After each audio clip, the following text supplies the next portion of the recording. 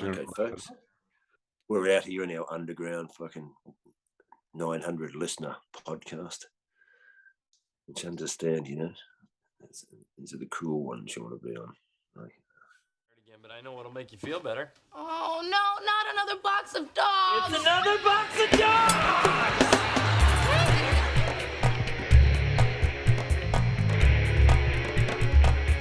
Ladies and gentlemen, the one and only, the wizard himself. How are you, buddy?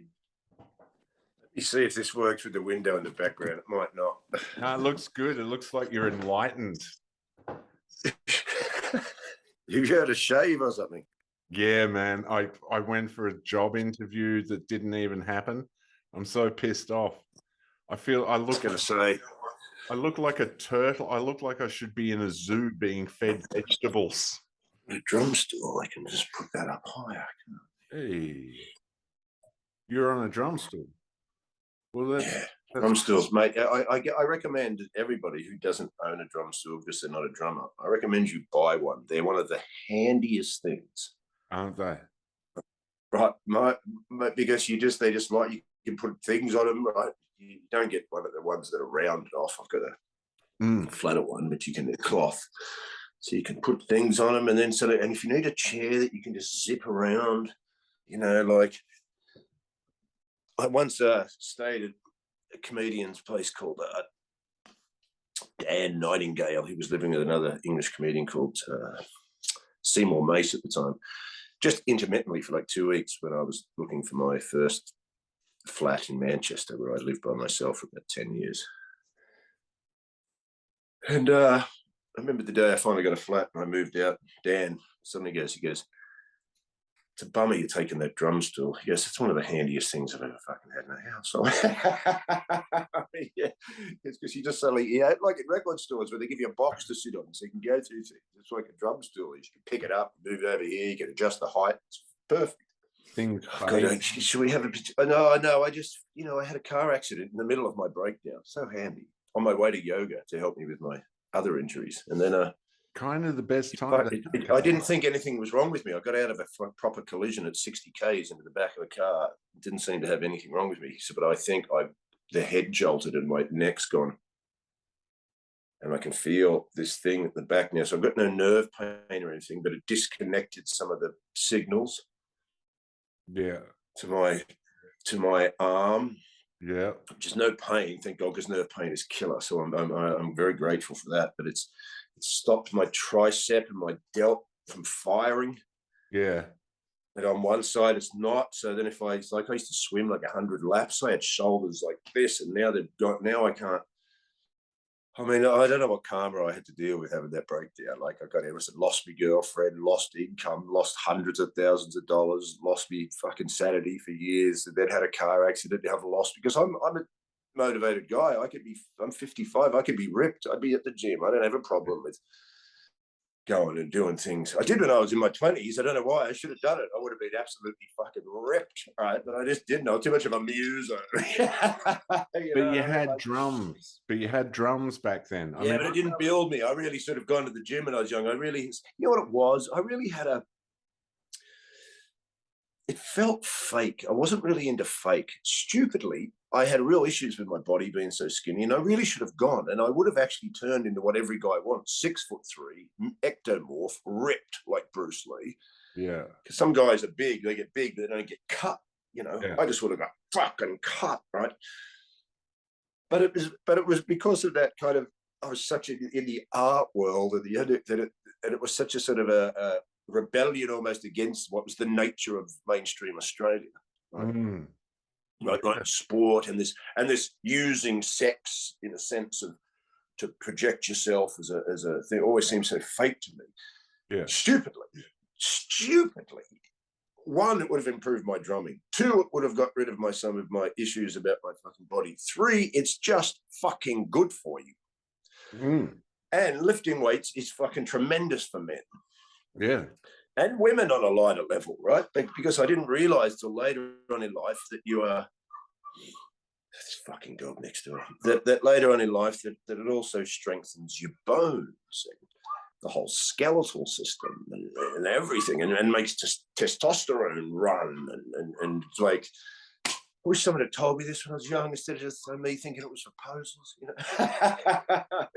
I fell for And the same you thing. get caught up in your own little bullshit world where you think everyone in the gym's a meathead, and then you eventually realise, no, they're not. Yeah. They're lovely blokes, some of them, and they're fucking cool, and they're smart, and they're funny. Yeah.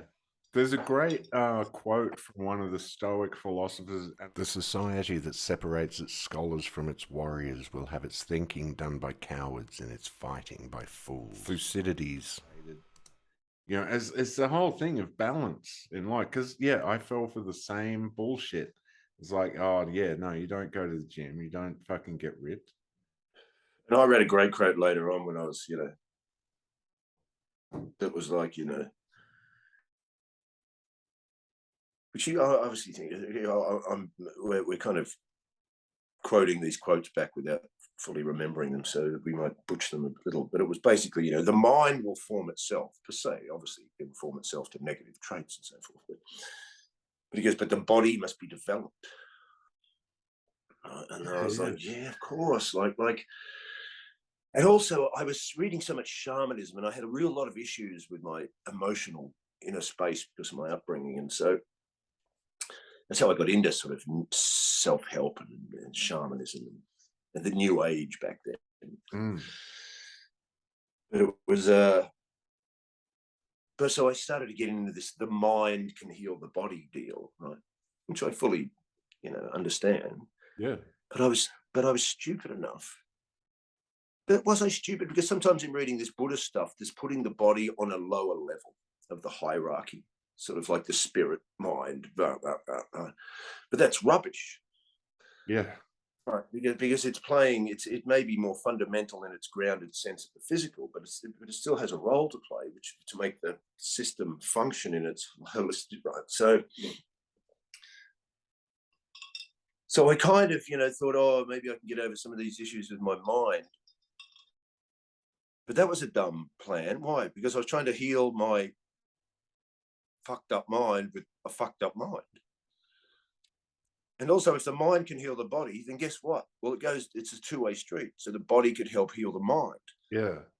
So, right. So if I'd gone and got ripped and fit and then it would have given me the confidence I needed. It would have just healed things that I thought that needed more depth than they actually warranted. Just go and feel good about yourself. Look at yourself and not just pose and sit there vanity and take 1,000 selfies of yourself. That's a different kettle of fish. Some guys get trapped in, or chicks get trapped in that sense of vanity. But you know, I had such self-loathing that I realized halfway through that vanity and self-loathing are very close, because they're in constant obsession with the self. Yeah, right. Yeah. Yeah. Like, It's right. two sides of one coin. That was the joke. I used to go, you know, one side gets laid more if it's body issues. You know, So that's the side you want to be on. Yeah. Well, getting laid more, that's the side I want to be on. Almost want to be on. And who doesn't want to be on the side of getting laid? Getting laid more. Well, we understand, like, there's so much more we understand about, like, the emotional mind is the gut and everything in there, like it's in the body. That's another side of the mind that for a long time we were told that the emotions and everything thought related existed in the brain. Now we understand that in a different way. Healthy body, healthy. And we used to say things like trust your gut. Yeah. Yeah. Why? It's a second brain. Right? Yeah. It's where serotonin comes from, you find out. So all these, you know, SSRIs, which are apparently, you know, interfering with the neurotransmitters to stop the uptake of serotonin as quickly as this is their theory on how these things work, you know, that somehow the neurotransmitters of the serotonin are perhaps uptaking the serotonin too quickly, which is causing the depression. Here's the right. So when you have a SSRI, a serotonin uptake inhibitor, or whatever they call it, their theory is that now the neurotransmitters are being affected by the drug, so that the serotonin, apparently, which is the happy chemical, isn't uptaking as quickly. This is their theory. right? And it's rubbish. It Like, it is Yeah. rubbish. And so, it is. And then you find out later, the gut is. And then later on, I know a guy who lives in Arizona, a German fellow. He's very deep into stuff and has worked on himself a lot, properly, did off to South America to do ayahuasca with courses and all this and run them himself. And he was a body worker. So ultimately I started to learn of him too, that that like get inside your body. Be in the body and all this, because all the Eastern mysticism I read was all this, the body was the sort of lower echelon of the hierarchy of evolution, so, one could sit around and just fucking, no, the body's just sort of, no. Not at all. No, it's because also there's a great book called The Body Keeps the Score, written by this German fellow. I can't remember the doctor's name. I know the book though. Yeah, which is also what? Yeah, it's holding stuff. And, it's like, then you start to realize, a lot of these traumas are held within muscles and blood vessels. That guy that wrote it, he was actually instrumental in developing SSRIs. Yeah, there's another good book called, I think it's called Shaking the Tiger, by a guy called Peter Levine.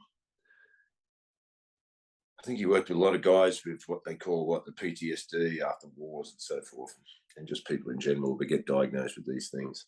Whether or not the diagnosis is correct, who can even tell these days? But his was an interesting theory in the sense of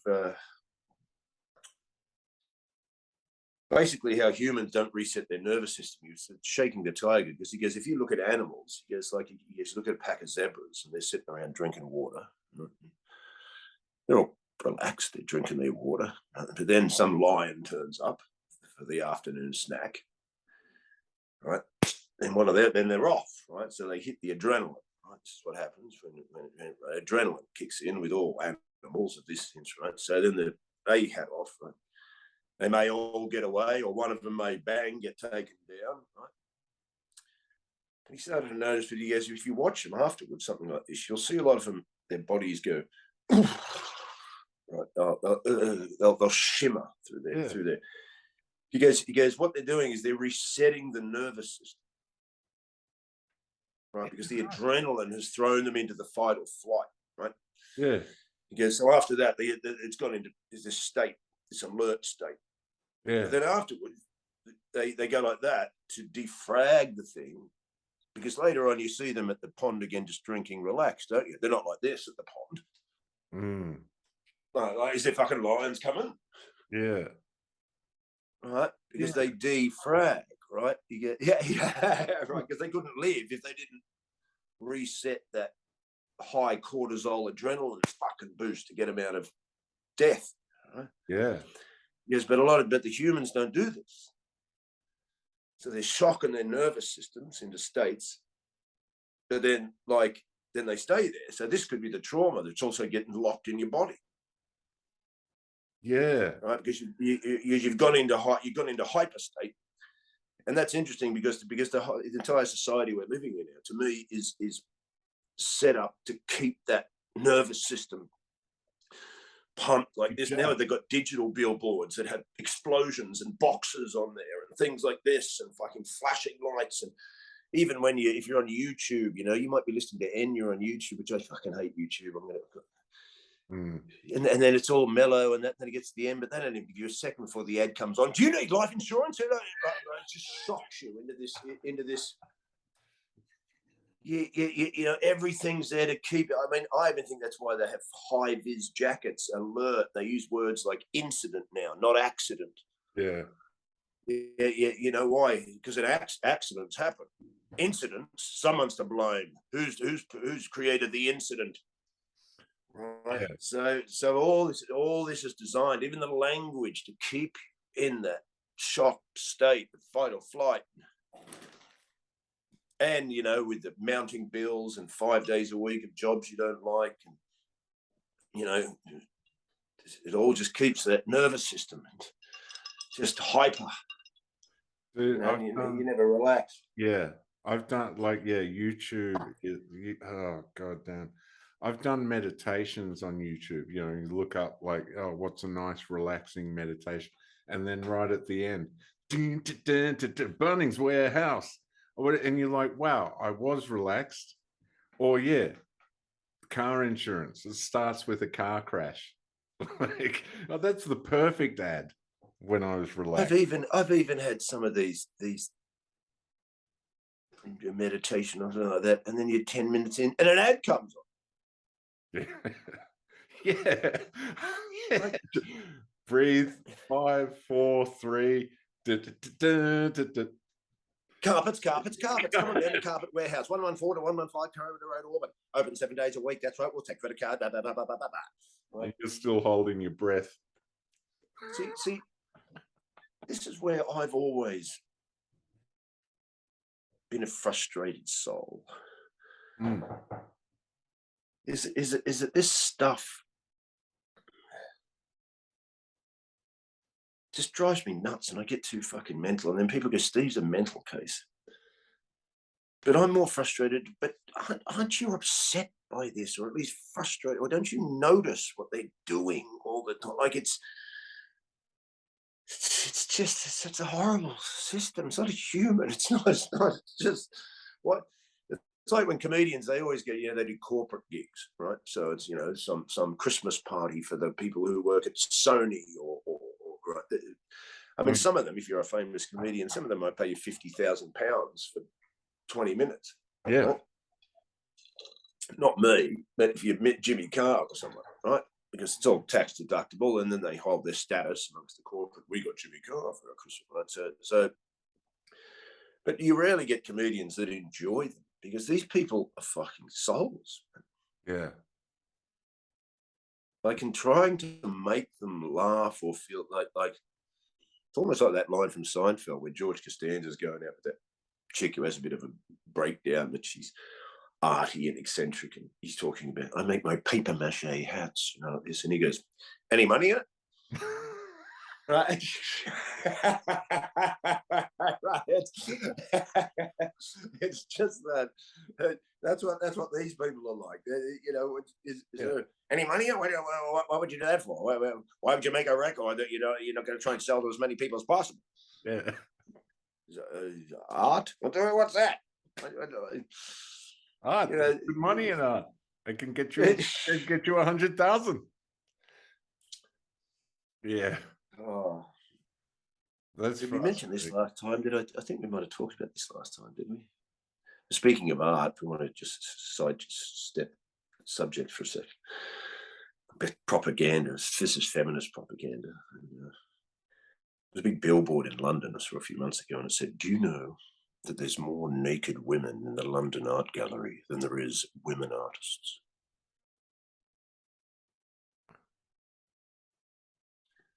So insinuating that the London Art Gallery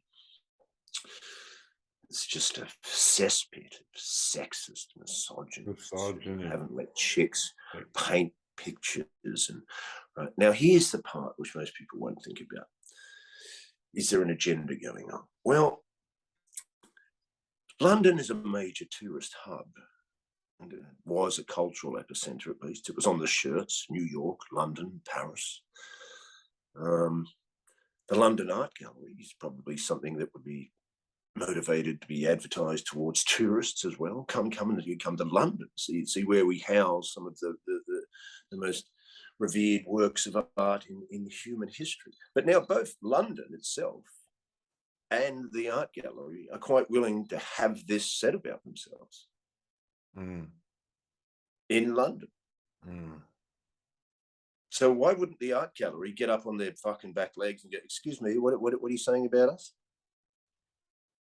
These are revered works of art. We've been selling for hundreds of millions of dollars for years, and we're quite like we've got these geniuses here. Now you've reduced them to a pack of sexists. Somehow the art gallery is sexist. Yet London itself, as the city, and the art gallery are quite willing to have this propaganda said about themselves. So what does that say? That says that they're more interested in being involved in the propaganda than they are in standing up for themselves and saying, did you, when if I owned the London Art Gallery, I don't know if anyone owns it, in private probably, and but because it's like this whole thing where now these people just go, I saw his comedy show and he's very racist and sexist. I wish I had unlimited cash, because anybody that accused me of this, why is this not a defamation of character? Who are these people that think they can run around and just claim that someone is a sexist or a homophobe or an Islamophobe or a transphobe? Or this? Excuse me, who are you? This is defamation of character, especially in this political environment. And if somehow we accepted it as going, well, maybe we should investigate the accused. No, maybe this person should be sued out of their fucking asshole. Yeah. Like, who are you to come here and say this about me? Yeah. You don't know me. You saw a comedy show which you disagreed with, and now you've got this, you think you can accuse me of hating a specific race of people? That's quite a defamation of character, isn't it? A severe defamation of character. To say if I was a sex offender or a sexist or a misogynist, all these bullshit terms I don't even fucking believe in anymore. But you're like, isn't this defamation of character? This is the definition of defamation. They're taking away your ability to earn. That's the definition of defamation of character. Yeah. Like, they're attacking your ability to make a fucking living. Oh, and perhaps have your reputation soiled for because you get accused of some kind of sexual offence or something like this. It doesn't matter whether you're cleared by the High Court of the world as innocent. That reputation. The accusation is enough now. Yeah. The accusation, like, and to be investigated, the court of public opinion holds you like, oh, you're being investigated for that. That's enough. That's enough for me. Oh, yeah, completely. No, these people are idiots, and we're holding these idiots up to a higher standard than they deserve. Nothing more dangerous than than psychopaths who think they have moral high ground. Yeah. Not that psychopaths probably ever think they have moral high ground, because they probably don't understand morals, but right. But these psychological foot soldiers they've set loose. Yeah. Dude, I went down a rabbit hole with feminism just recently, just off a Twitter thread. And yeah, the whole thing about it, that you know, being propped up and supported to get more taxpayers in the system, so that the Federal Reserve in America, particularly the Rockefellers, all these people, they can make more money. They turn America into this fucking warring beast. And women are constantly saying, I don't want to be used. I don't want to be manipulated. I don't want to be, you know, feminism is the fucking definition of it's like its whole purpose is to use people to create this, to support a warmongering fucking oligarchy of psychopaths. Mate, they had many strategies for this.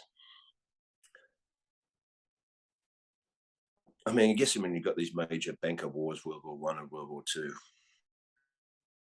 a lot of women got thrown into the workforce anyway, because they went and killed your men. Yeah. So then when they really, yes, exactly, because the man used to provide and the woman used to do the house. This created the foundation of societies. And if you just look at nature, that's what it does. What we call balance. Yeah. But they managed to go, right, well, that's only 50%, we'll say, you know, of the population being taxed. So let's get them out, right? Plus, once you get women, you dilute the workforce, right? So now you can lower the wages because jobs are scarcer. Yeah. All right. So there's that, right? Then now with the woman out of the house, you got what they call latchkey kids, don't you? All right, where they don't interrupt with their families. Plus, if the woman's out of the house, then we can get the child into childcare earlier, where we can start to propagandize to it. Yep. All right. So then what do? You also just created divide and conquer strategies amongst the two sexes you need for procreation. Yeah. While you promote homosexuality, birth control, and abortion. The gays do seem happy. I got to say that. But here's the thing: like, I love women. I think women are fucking amazing, right? I love them, but I don't support a lot of the bullshit that comes with it. But you know, and I think, yeah. Didn't we say last week? You know, I think we said last week. I never grew up hanging around all these chicks that I hung around and have one of them come up and be going, "It's the oppression, Steve. It's getting, you know, it's like it's just getting down, you know." I can't remember. All I remember growing up was usually guys who went home and went, "Well, you know, got to give me wages to the boss." Yeah. Yeah. Oh God. Oh right. God. Like, so.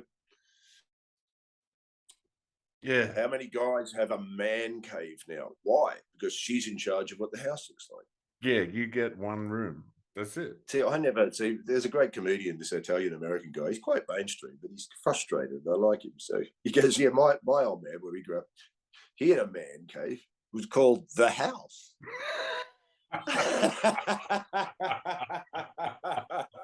Like, he bought it. Yeah. Yeah. Like, you know. Because it's like when I see these guys who go, you know, my girlfriend doesn't let me set my stuff up, you know, and I used to think, doesn't she like you? Yeah.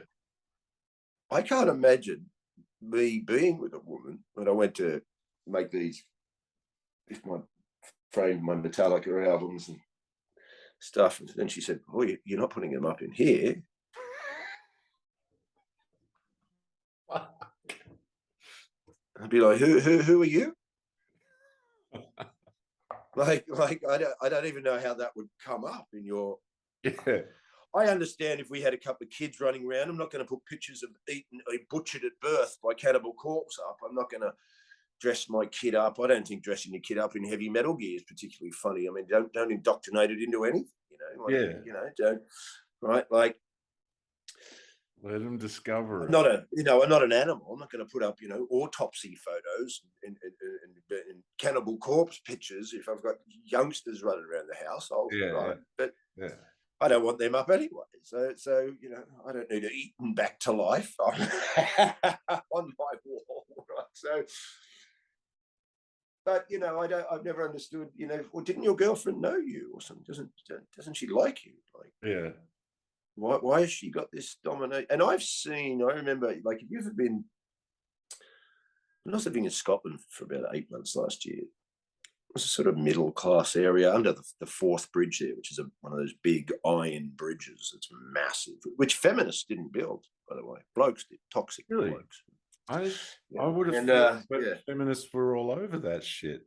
I would have thought it's out there the toxic masculinity up there on the fucking wow. That now gives you the chance to get in your car or the train and go directly across this massive part of the sea to the other side, so you can get up to northern Scotland. Like, yeah, apparently, I don't know if the transgenders or the gays or the feminists built that. I think it was the toxic blokes. You learn something every day. And I wonder how many of them fell off into the sea and maybe died or got injured for life. But you know, they decided to be toxic. So, toxifying bridge.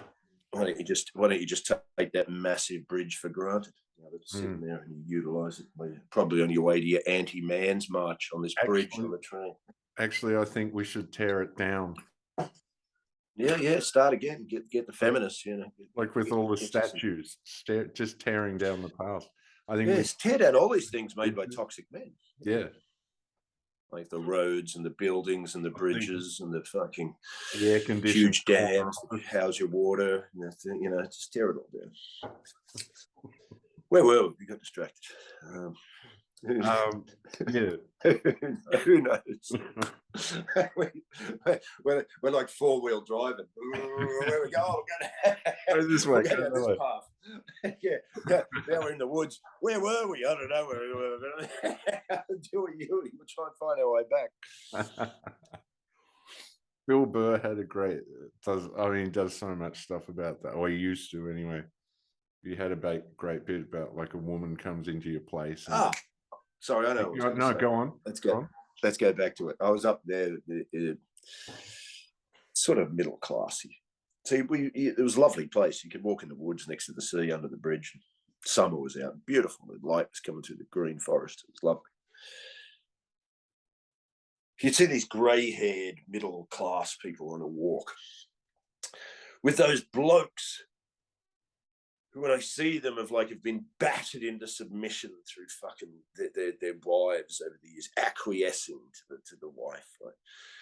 And I always picture, because I've been in some of these houses before. Have you ever been in these houses that you see that the woman has had total control of its decor, and there's like doilies and things over tissue boxes and frills on this and cushions and cats and things around. And I've been in some of these rooms, I go, I don't know how anyone with testicles could sit in here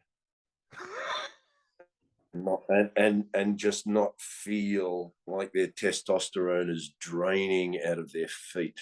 Like just being in here makes me go, I mean, if I had to have that one, so that's why I couldn't. If my girlfriend ended up, I walked into the house and she was like that, I just turn around and leave. I can't stay here. Yeah. That's why I loved my last girlfriend the most. She liked heavy metal, and she was so cool. I loved her.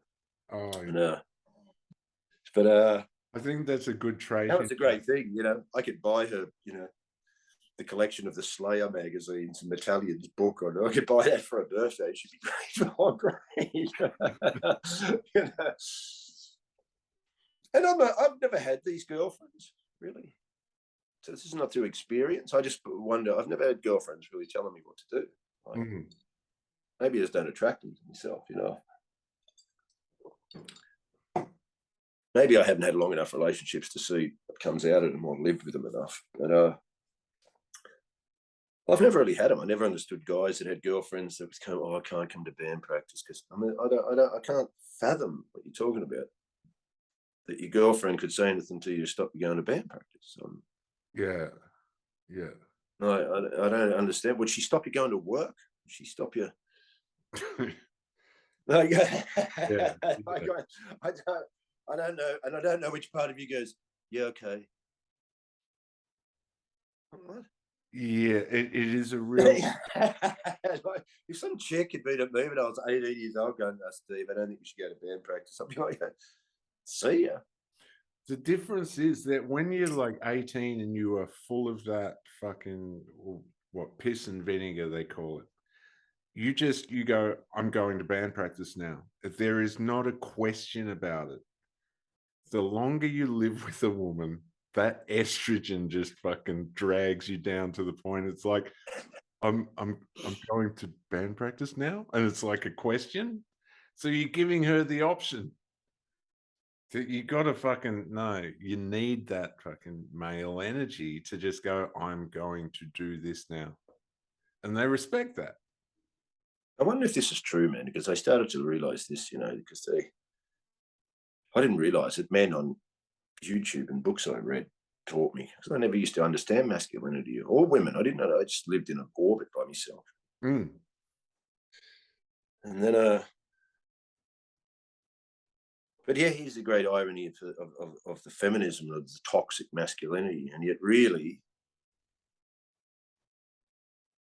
women want to be led.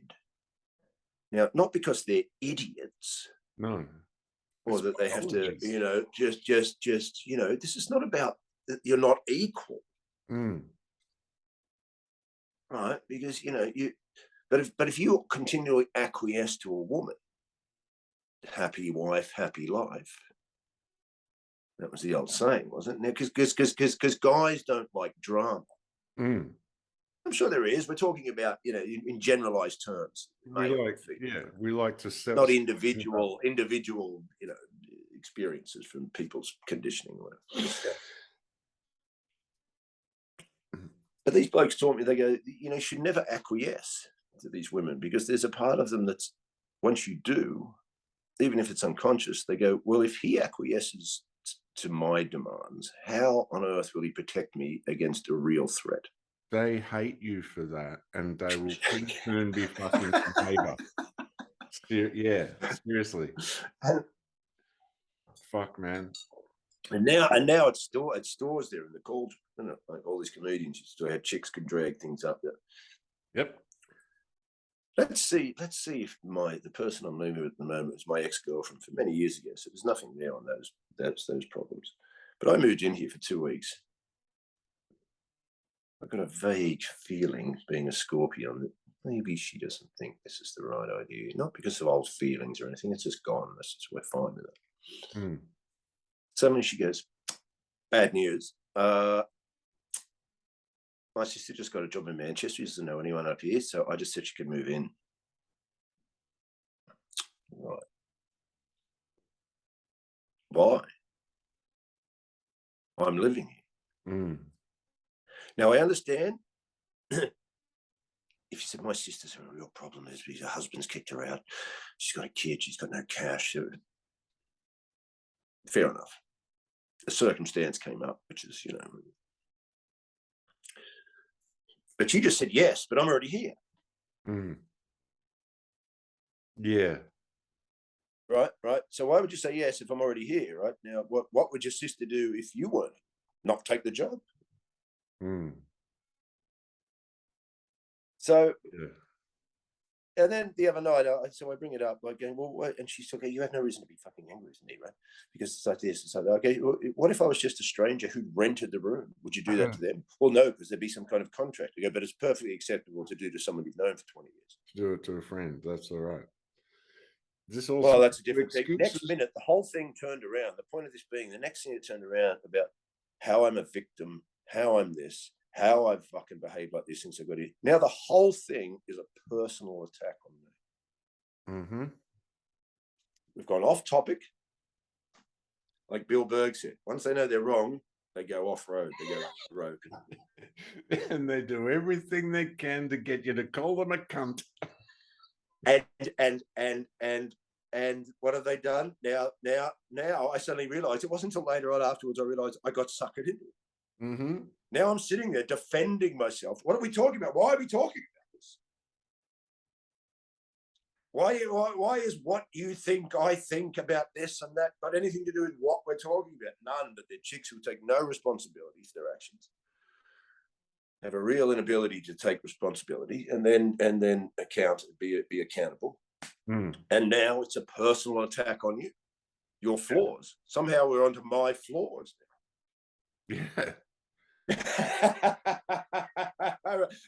How did we get here? When we were talking about the sort of legitimacy or facilitating what I consider honor. But see, I was watching that Ozark show last night. Great show. Which I just watch sort of one episode a day when I'm having my dinner. And it's the 4th season, and the hillbilly chick's been shot along with the Ruth, that character. She's a great actress, that girl. That girl that plays Ruth. Yeah. Great. She does that character really well. And so she's gone on the rampage. She kills that guy. Yeah. That drug, which is glad. I hated that smarmy cunt. I only wish I got to see him suffer a bit before he glass. I hope he was on a bit of whoa, because he needed to be fucked. I needed to see him put in his place and actually feel some fucking threat. Yeah. But the point being, there's a scene afterwards where the main couple, the two who are the family doing the laundering. Yeah. And this woman's turned really brutal, hasn't she? Right? That blonde woman who's the mother, who's yeah. And then the character, who's he played by? It's that guy who does the comedy shows. Right? Yeah. Can't remember his name. And he's a decent enough actor, yeah.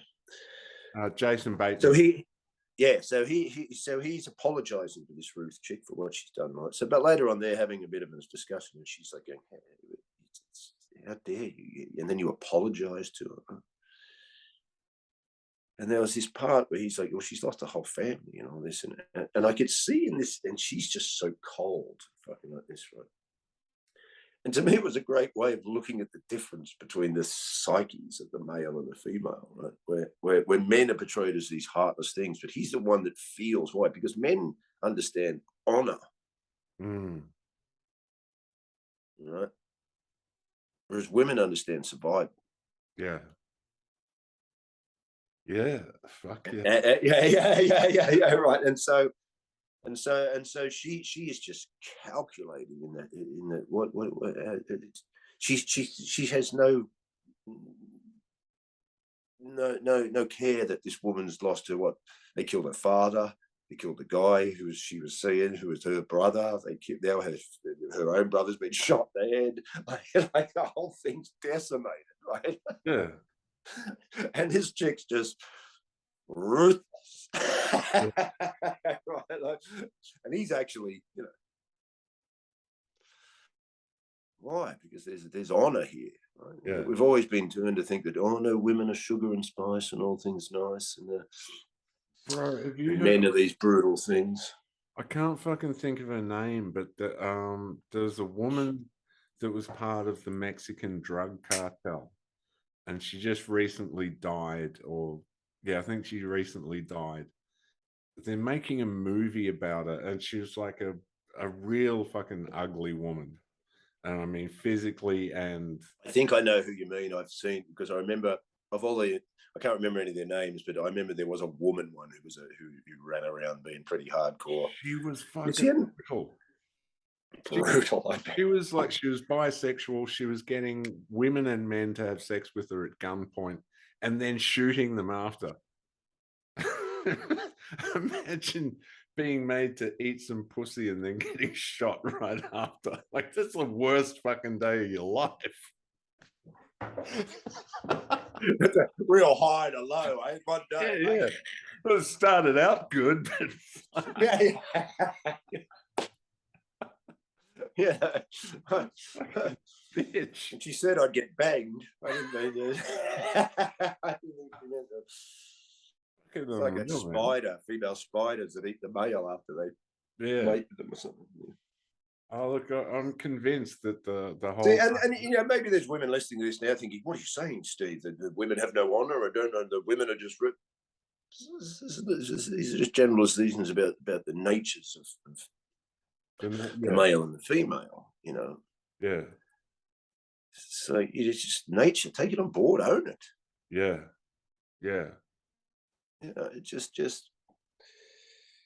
I remember, I think... You know, I understand that women suffer things that men don't have to go through. They just go through things because of the way of nature. Yes, it can be more threatening to be a woman through physical force, because really you can't protect yourself against the majority of guys if they go mental, right? But the majority of guys aren't mental. Yeah. I used to have a joke going, you know why you have good guys? Protect women from fucking cunt guys. Right? And this is why we have lawyers. They protect good men from bad women. Yeah.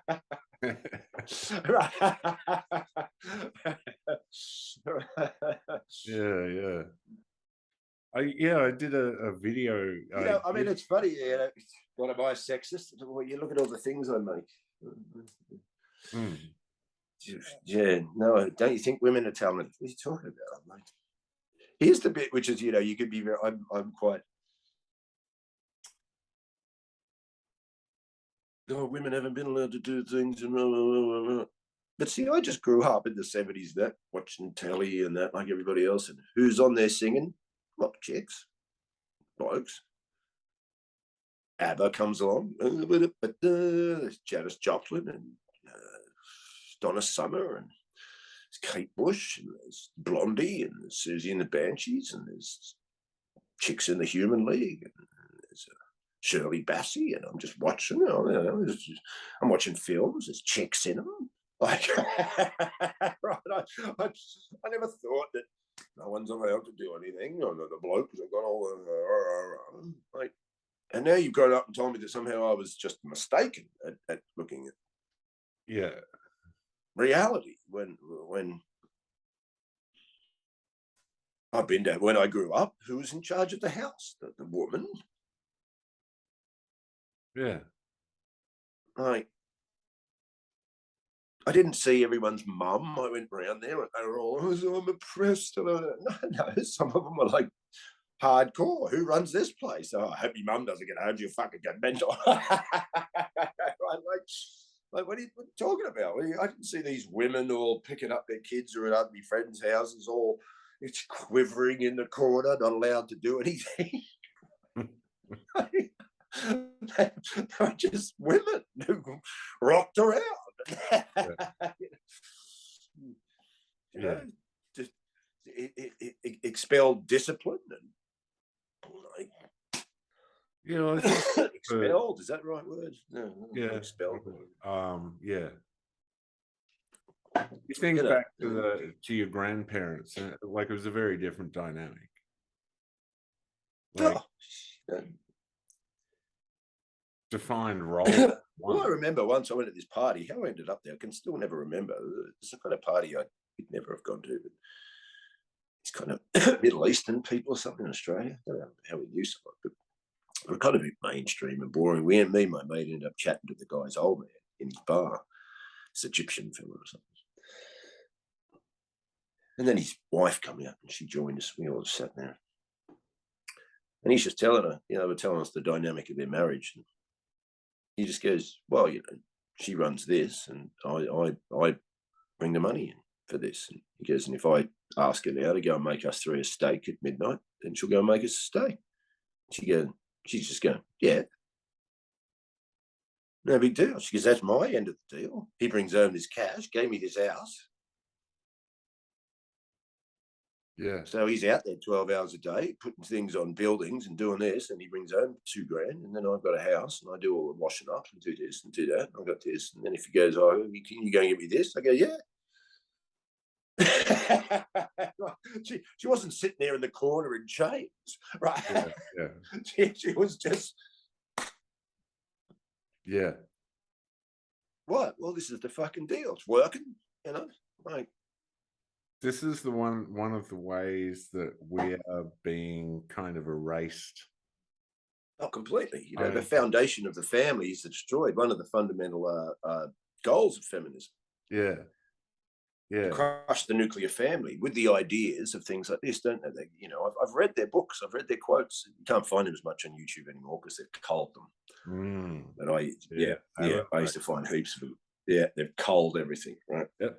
So if you look up Codex Alimentarius now, which is the UN destruction of all vitamins, minerals, and good food, the destruction of food. If you look it up now, it's just the corporate thing to make sure you don't get any bad food and everything's. No, it's all gone. I used to be able to look it up and see if I can.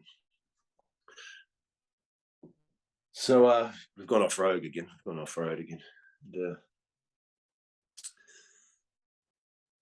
yeah, well, whatever we were talking about. I've got to find my way back. Have you frozen? Or you just no. Just something's happened on this end that I just know. No, we're all good. Everything's good. right. Try that one. Yeah. Edit that bit. I went completely off road. I don't know what the fuck I was talking about. No, it's it is there's a level of insanity behind this. Like, I see it as, like, all of this stuff, I'm starting to see it as a plan. Like, the whole goal of it was to basically support the machine that is the United States and Western civilization. It kind of had to follow because, they've been at the head of that whole machine for a long time. And now I see that as they're falling into, like, it's kind of a throw the last of the fuel into the machine. We get everyone working. We can create insane amounts of debt. We can maintain this kind of military supremacy because we can create debt and control the world's, economic situation. And it's just, if you looked at it and said, well, yeah, but this is going to kill the fertile soil that you had to grow this empire on, you're killing the soil, which is going to kill the empire. They're just like, the empire's dead anyway. We're at the end. That's in the American empire. Yeah. Yeah. Well, the American empire's its time has come. It's done. In the eyes of the globalists, we'll use those terms, I think.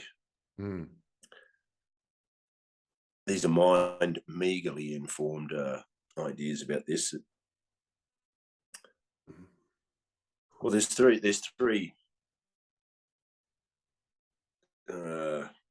stateless states, being the City of London, the City of Washington, the Vatican. Okay.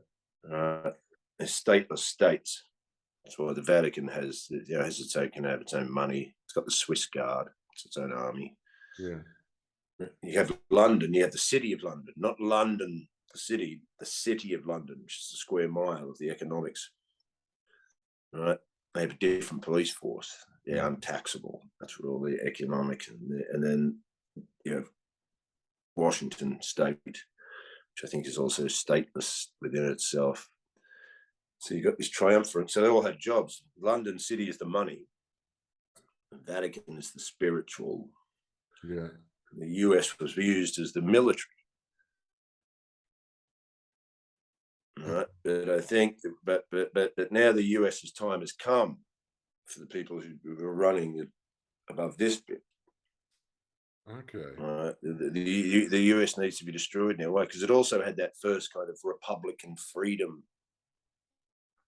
That was a great thing, that old setup, wasn't it? Where basically you are free, because you were a citizen of America, not the United States. Mm. Right. And also if you were in Idaho, that could be differently run to Kansas. Because you don't have massive federal big government. You do have that, but you have governments within the states. Yeah. So you can be sovereign in there. You're also a citizen. You're an American, and maybe there's laws in Kansas that they don't have in Idaho because there's a government inside Idaho. So you've got these. All those governments need to be destroyed, taken out, so you're centralized. But also the whole country now needs to be taken out, I think. Yeah.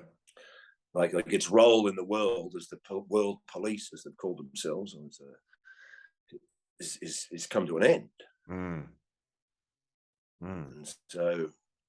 And so they've got to be, because they've been copping this political correctness stuff longer than us. As you said, Bill Hicks was talking about, my two mummies and daddies in '93, and even SOD put out that album Speak English or Die in '85, which is what? It's against political correctness.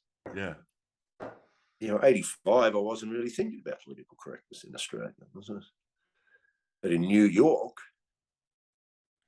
they already had it. Because America was, and also, as you said before, perhaps when you instigate something into America, it can seep through because they're a cultural programmer as well, the whole world. We grew up, I grew up in Australia, sort of envious of America in certain ways because they promoted themselves like that. 1976 in America, you could go and see Kiss with flames this big, and they're on there, and there's a big spaceship drum riser going up. 1976 in Australia, yeah, what's going on? In the pub, cold chisels on. Like, there was no Evil Knievel, was there? Jumping over the Grand Canyon in a stars and stripes one-piece suit on his fucking motorbike with flames flying. It was a big colourful, like an amusement park of the country, like in the sense of even when I watch the Brady Bunch, they seem to have they had their phone on the wall, but how come their line, the cord on their phone, they can kind of walk halfway around the house with it. Mm. Right? But the one in Australia was this big. Hello? Right. Yeah, when you were on the phone, you were on the phone. On the phone, right. Any closer, you'd have to fucking propose to it. And then even when you watch the Brady Bunch, they get a bowl of popcorn or something. You know, it was like a truck hubcap. The bowl, you know what I mean? And you'd be in Australia, you'd buy a ham sandwich in Australia, it'd be like one slice of ham, like your mum made it, but somewhere else.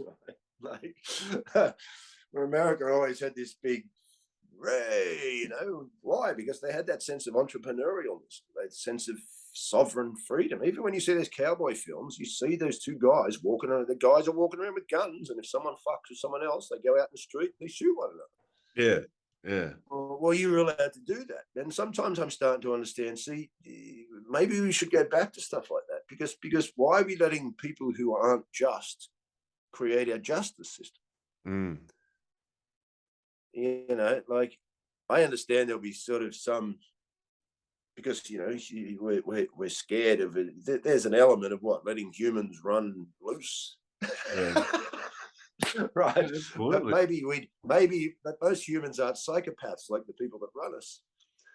Well, if you noticed, So we have to set some strategies up for ourselves to deal with this kind of stuff. But really, sometimes now, and I've been watching some of these murder channels, stories about killers and stuff. Mm. And you do sometimes what these people have gotten up to. And I'll tell you what else is strange. There's a. Oh, I was going to say what people get up to. Sometimes I don't finish my sentences. Like, sometimes I think, well, the father of this woman or daughter or son, maybe he should be meting out this justice. Yeah. Yeah. Why? Because this is outrageous, and I'm starting to understand that maybe there is sacred anger. And guess what? This is not murder or brings you bad karma. This justice needs to be sorted out. There is natural law. There are such things as Man. natural laws. So, and animals, they're territorial like human beings, right? And our territories are being colonized. So you know, and what does an animal do if you go into its territory or go against a thing? Well, it focuses sacred violence and anger against you, doesn't it? Like, it's there was a great we've story. lost this. There's a great story I heard recently about an elephant that came into a village in India and killed one woman, just fucking stomped her. And then they had the funeral for this woman a few days later. The elephant came back and stomped the shit out of the corpse. And then all the other elephants came in and wrecked the fucking village. And everyone to a zero said, what did that woman do to the elephant? Because we understand there is natural law that fucking woman did something. You know, and elephants never forget, don't they say? Exactly. Yeah.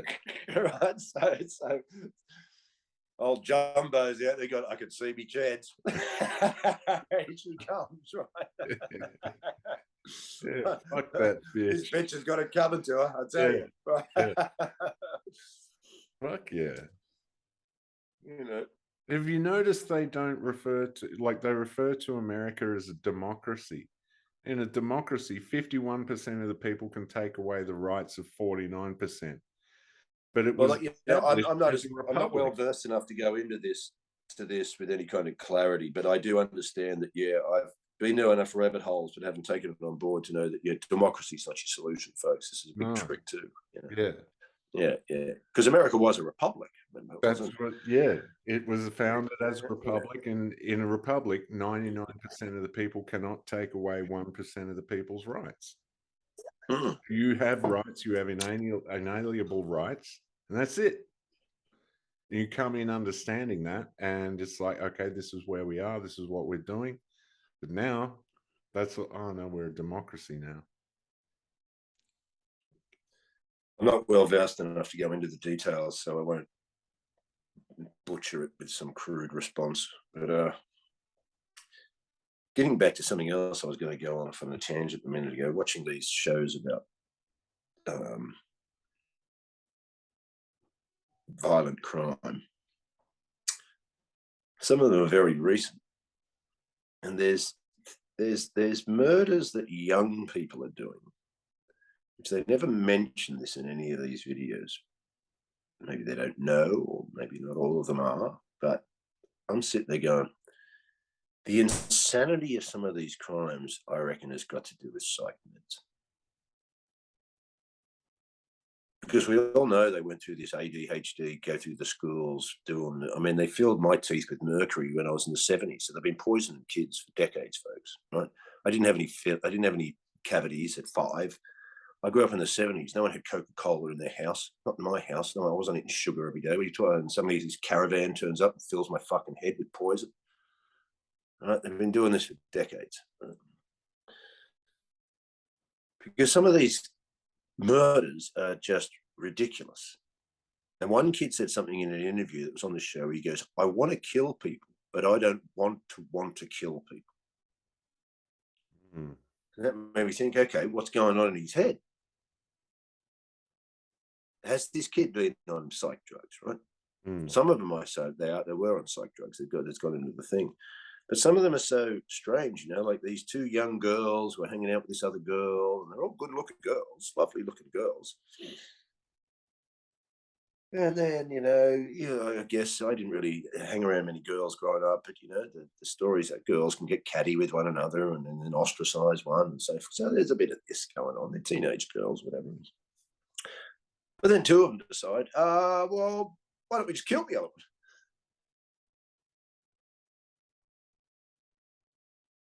Like, and the other one goes, yo, and then they do, and then so how's that happening? These girls didn't live in drug-addled households or getting sexually abused, or one of them was a bit rich and up herself, and maybe they're fucking psychopaths or sociopaths. I don't, but there's so many of them where these young people just decide to get together and go, well, why don't we just kill Bob? Yeah. And they all went, yeah. Because when I grew up, if one of my mates had suggested, well, you know, Scott, who we're not getting on with that well, why don't we kill him? I know everyone would have gone, are you out of your fucking mind? Yeah. Like, mate, he's a bit of a prick, but you know, I'm not, I hardly think anyone's going to get on board with this. Hey, what do you reckon? Everyone would have gone, what are you talking about? Well, it's known that most of the school shooters, in fact, I think all of the school shooters are on SSRI drugs and ADHD. Or they're MK Ultra plants, or they could be just plants and just you know, who knows with that one? Who knows? Yeah, that's the other thing. Yeah, because it's the but yeah, it's I've always found this quite funny. And you know, there was a couple in Canada. It was a big case in Canada where this girl and her sister, and she starts going out with this guy, and he's already committed some violent crimes, sex acts, I think. And then one day, you know, he brings up to her, maybe we could rape your sister and kill her. And she goes, yeah.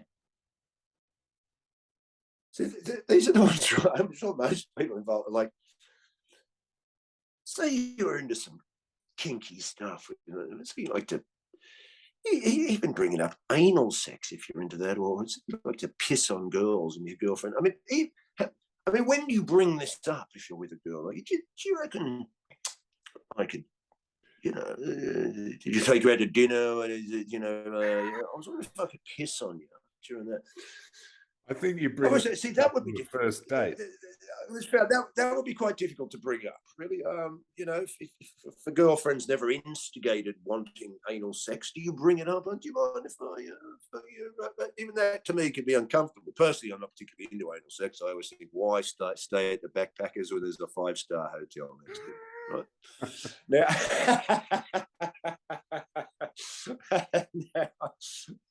Now. So I'm often wanted to, you know, how do you bring this up? Do you want to just wondering the other day in traffic. You want to kill your sister and bury her in the woods? And then I don't quite fathom how they get these people who are apparently just quite living in these towns. They're not, you know, they're not in the Bronx or some fucking shit. They're just in in Kansas, in some nice town where everyone's got a decent house. And then they go, how'd you get rid of the body? Oh, they went and got a bunch of, you know, carving knives and electric things and hacked her up and put her into bags and took her off here or took him off here. And, you know, how did you suddenly get into this? Which part of you? I don't know if I could hacksaw a body up just from going to a guy that makes some Enya pictures and listed as some fucking Judas Priest. Yeah, I just they're quite baffling, these shows. Like, how have you gone from apparently just being on the softball team and you know, going to swimming lessons with your mum and your younger sister does ballet, and you decided, oh, maybe we could just start killing our friends and burying them in the woods. Yeah, there was another one of those I heard pretty recently that was about a young couple that they seemed fine, and the parents got a divorce, and the girl sort of grew a little bit distant, but she always wanted to live with her father. She was very attached to her father. And then she got a boyfriend, and then like a year later, they killed the father. So, yeah, I don't know. Yeah. I'm at a loss for, you know, I grew up in a dysfunctional, emotionally dysfunctional house. Nothing ever brought me to.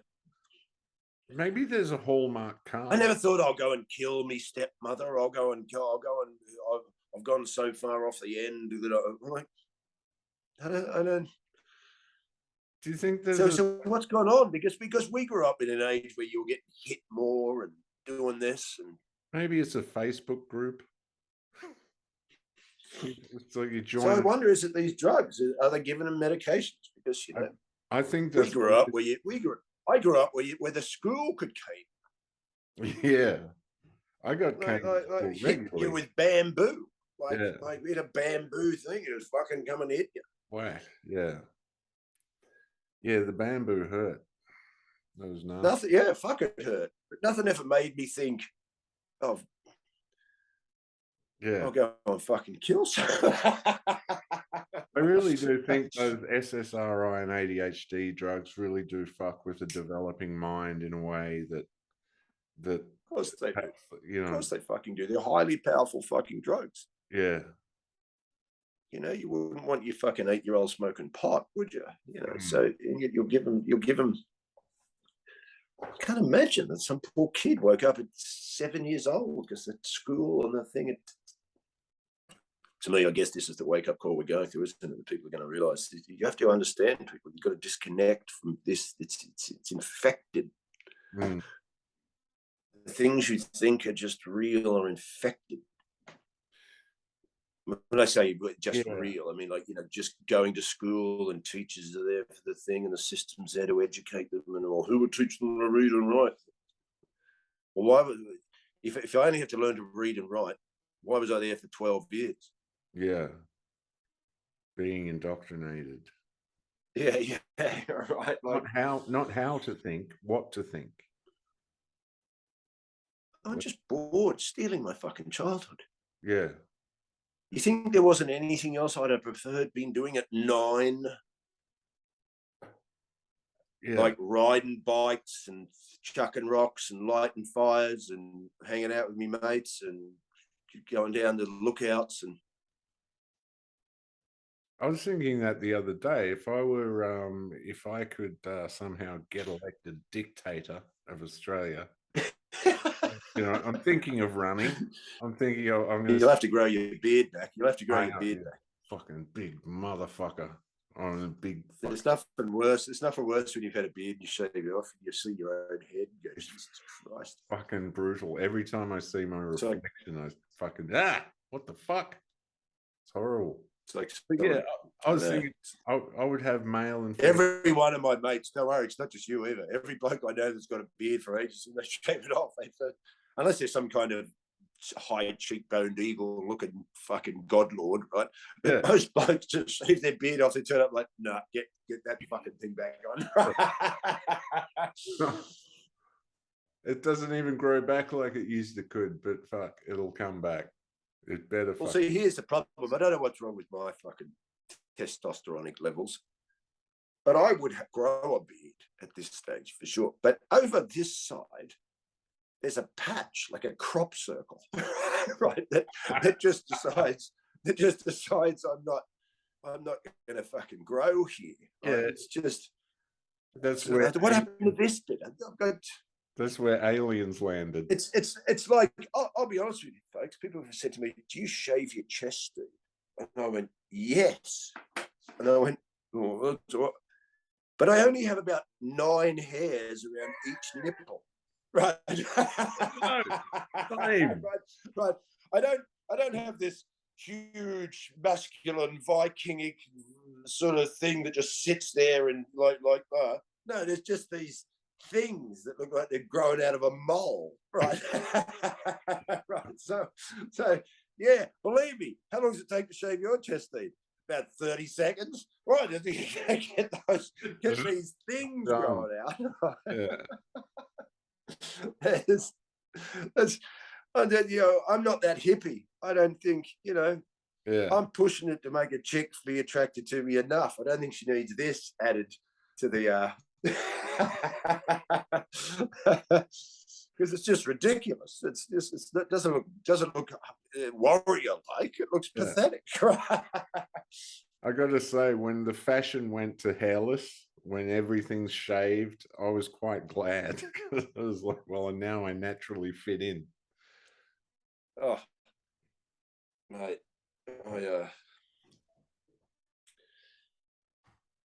thank God for pussies being shaved today. It's pretty good. I'm a fan. Mate, I used to do jokes about it all the time, going, come on. Like, you don't live in the caves anymore. Maybe that wasn't there for. You lived in the woods, and it sort of protected you from brambles and whatever else could fly around. And fucking now you've got a nice tiled bathroom and a lounge with Netflix. You get up there to that bathroom and whip that fucker off. We're not animals anymore. Yeah, well, we are, but we can be smooth animals sometimes. Holy shit. Well, I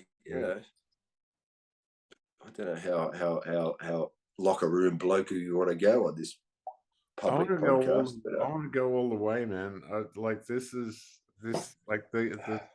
The solo things I've put up are kind of retarded. Just fucking like I'm burping, swearing on them. Just like I just don't give a fuck. And that's kind of the vibe I want to get across on this. I want just people who can relax and just accept that this is how people are, Like, and you just, I don't know. I'm done with all that other shit, the polished shit. I just want things to be as they are. I mean, I want things to be polished. Except vaginas, which we'd like to be polished. We'd like to be different, yeah. So you want things raw and natural, but not vaginas. That's vaginas are where I draw the line. Yeah, right. I'll admit I'm a fence sitter, folks. I'm a fence sitter. I like things raw and organic, but I must admit, right? I used to have a joke where I go, I go to hippie festivals, right? I used to have this joke going, I like hippies, they're cool enough. They're friendly, and they, the chicks wander around with no bras, little tops on, and I go, but what's not to like? I go, well, I'll fucking tell you, right? The armpits, right? And they're all dancing like this. I'm like, yeah, and I'm like, no. They go, what's wrong with it, Steve? It's organic, it's natural. I'm like, yeah, well, so is cancer. You don't want that, so dump it. Yeah. Yeah. I get your point, but well, I wonder how much of it is like how much we're programmed for this shit, because I used to love a nice beaver, like a good hairy mount. I always was like that. No, I never was. See, I don't even Really? think it's a program. I think it's a natural. But no, I was like, I used to say, who wants a sandwich with a hair in it? Like everyone's like some people find a hair in their ice cream, they throw it in the bin, right? Jerry Seinfeld had a wonderful joke about that. He goes, isn't it funny how people have got hair on their heads and people rub people's hair and they kiss them on their head, on their hair, and they, there's this hair on them and they got hair. He goes, but if one of those hairs escapes and lands in the potato salad, it's like the most disgusting thing they've ever seen in the universe.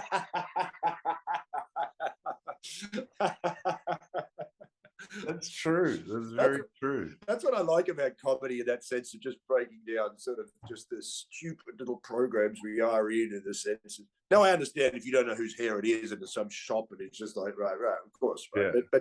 But realistically, Yeah. it's like when you see a hair on the soap, it's so disgusting if it's not yours, but it's probably the cleanest hair you've ever seen. It's on the fucking soap. You put it in your own head. Oh. Fuck. Yeah. I don't know, man. Hair is one of those things that I've kind of gotten used to it now. Like, hey, could you grab me some water? By my bed, there's a bottle of water. Hey, thanks, hon. Yeah, I don't know, man. Is that your hairy woman? That's my hairy woman, yeah. No, there's hair in food and there's hair everywhere. And I'm just used to it now. And I wonder, like, thanks, Pat. Yeah, it's one of those things, like, I don't know. I always wonder, is it a fault in me? But your attitude towards it has reassured me that it is not a flaw in me. It is actually a flaw in everyone else, which is awesome. Mate, I've been cue ball smooth since the 80s. Really? You were ahead of the ahead of me time, mate. Yeah. I'm always ahead of me time, mate. Always ahead of the time. Well, I used to look down there and go, it looks like a hairy brain. Right.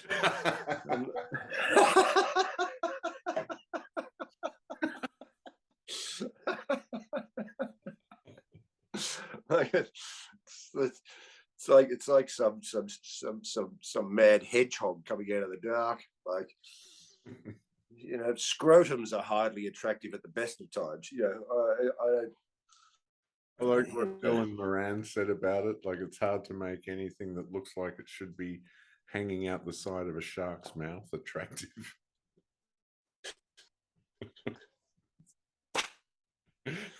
He had another great night. He goes, well, they asked you to check for testicular cancer. He goes, so you got to look for a lump in a bag of lumps.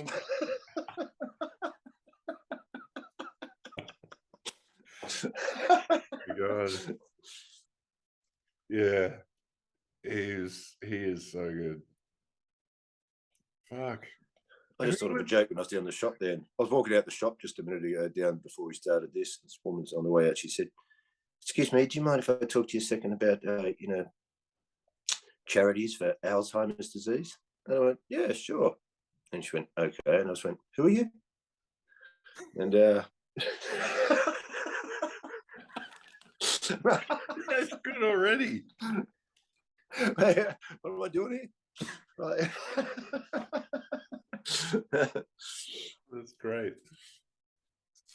Who are some of the other comedians you're working with out there at the moment? Because the Edinburgh Festival's on at the moment. So have you got? Are there a lot of comedians coming into town? I don't involve myself in this stuff anymore. They're all up there doing. I haven't been to Edinburgh since 2006, and I wouldn't go there now. And even Jerry Sadowitz was on, and the Pleasance cancelled him. I was going to say, what did you make of that? Well, I make about it what exactly it is. Just agreeing with you, just instigating your communist agenda. saying things like, "Oh, he doesn't meet up to our value system." I'm like, really? What's your value system? Because Secondly, does every bookstore have to equate the value system of every author it sells? Does every cinema have to equate the values of every film it puts on and every director and actor that's in the film? Does every record store have to equate with the values of every artist that's put on? Why do you think there is that double standard? Because that's been, someone else brought that up. I can't remember who, but an actor can go and play Hitler. They don't get cancelled because they're like now pro-Hitler. Why do you think that double standard exists?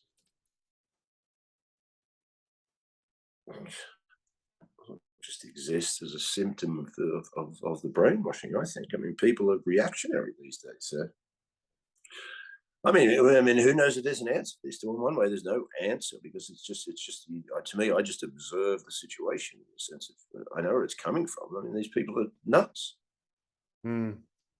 You're running around in a world where people are going, men can get pregnant. Yeah, that's a good. So I mean, and somehow this hasn't been just shut down immediately. What are you talking about? Yeah. That's why I don't get involved in the sense of, don't even have a discussion about this with anyone. Don't have a faux intellectual discussion about whether or not men can get pregnant. Don't bring it on some talk show and go, we're going to look at the different perspectives. There is no different perspectives. Mm. Bringing it on so somehow you can think you're going to come to an answer. There's no answer to get to, because this is a non-reality. Yeah. Don't think that when they bring it on the mainstream and go, we're going to have from different points of view. No. This is the trick. Yeah. Now you're manifesting into a reality that there is no different point of view. Men in this dimension, in this state, being a male thing, do not get pregnant. There's no womb. They don't. Yeah.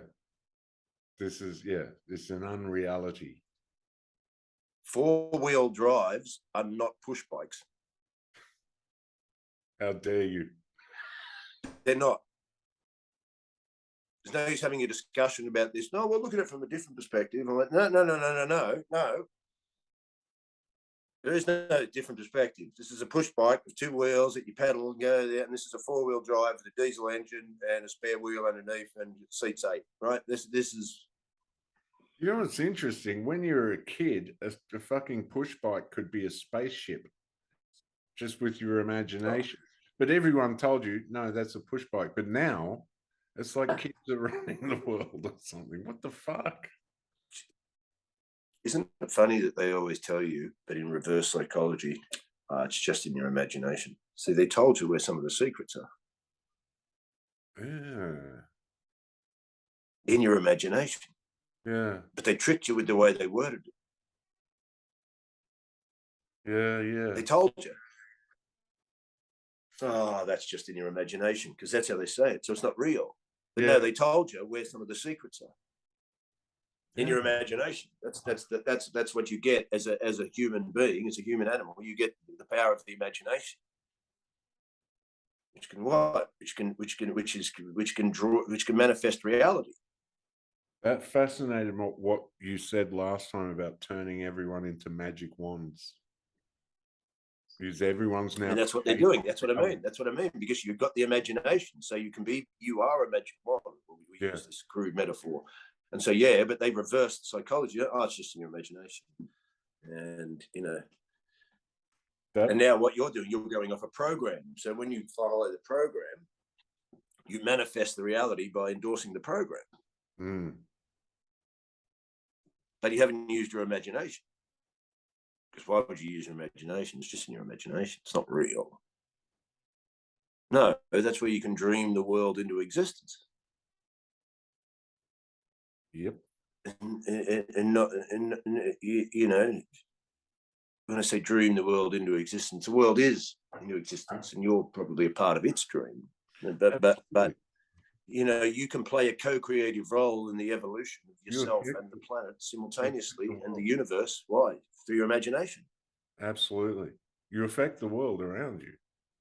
So sometimes I would, you can lay on the bed and go into, I sometimes listen to this shamanic music, and then you can really, is it just your imagination? It's not real. But I could travel, I sometimes do, I'll just go for a trip around the whole world and say g'day to everything. Right? My imagination, right? Just go, right, g'day Africans. How are you? Goodwill, give you some goodwill, saying hi. From where? The imagination. Because sometimes people go, well, what are we going to do about it? We'll start doing stuff like that. Why? Because it's playing into a reality that you just can't see. Yeah. And so don't always want results. There's another thing my therapist taught me, the non-dual therapist. So non-duality, if we'll go through a quick description, remember, because I'm going to go to a description now what my story is. I'm going to tell you about what my therapist said, because I will go rogue now and I'll forget, right? So for a quick synopsis of what a non-dualism is, if you've never heard of it, it's the form of, we'll use the word spiritual, knowledge, in the sense that you could put it behind Buddhism and perhaps mysticism, and perhaps even shamanism in a way. Right? But it's basically going, there's subjective, objective reality. This is dualism, yin and yang. Yeah. Right. Up, down, black, white, hot, cold, right, subjective, objective. They're talking about the real nature of existence is non-dual. There's no dualism in it. Why? It's the groundless being of creation. Right? Oneness. Right? Okay. They talk about then as you see the world in dualism, that's because you're programmed into the dualistic thing, but your real nature of what you are is singular, groundless being. That's what you are, not who you are as the person or personality or who you dream up in your mind and what you've been, how you've grown up with a name and so forth. What you are. What? You're the non-dual consciousness of manifesting reality, creation. This is your true nature. So sometimes they would say, so when you go on a spiritual path, that becomes pointless because you cannot become what you already are. Right? So in one sense, sitting around going, here's some spiritual instructions on what to do to get things done is the moot point, because there is no process to become what you already are. Because you are complete. Right, you are complete. Right.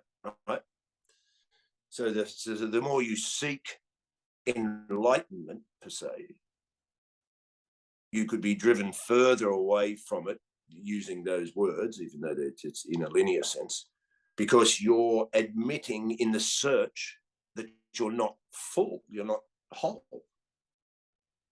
That somehow you need healing or salvation. Yeah, right. Right. But what they're trying to tell you is, no, there's nothing needs healed and there's nothing needs right. But there's also a paradox going on here, because you don't live in just that simple non-dual world per se as the sense of the person you are. So perhaps it doesn't mean that you can just sit around and watch fucking Ozarks all day and fucking pull your dick and think. But some people have had enlightening things, have woken up to things by doing nothing. Some people have had just profound experiences that have appeared out of nowhere. But I've listened to a lot of guys talk about this who have sat around and meditated for 8 hours a day for fucking 12 years and had things happen. So there's paradox going on here. Yeah. But the underlying thing is that I can understand what they say, but there is no process. Right. There's no. So getting back to the original point is, my therapist once told me, he goes, because I've got the injuries, like I discussed before, on my body, and I can't do gym and drum and all that like I used to. And he described to me, don't sort of, I get to a state where I'd say to him things like, what do you want me to do nothing then? Well, so I should just do nothing about it and just think that that's all right, right? He's like, no, do what you want to do, have to do, or in the way that you think you want to fix this, but have no desire for an outcome, right? Which is exactly against the Western thinking in the sense of goal orientation, right? Because if you're going to practice to be in the Olympics, so a lot of these people will use their minds and that's what to visualize the end game, to visualize getting a gold medal, to winning, coming out their head, right? So you're which is a powerful thing as well. But it's designed for the setup of an outcome. Mm. He was telling me, have no desire for an outcome.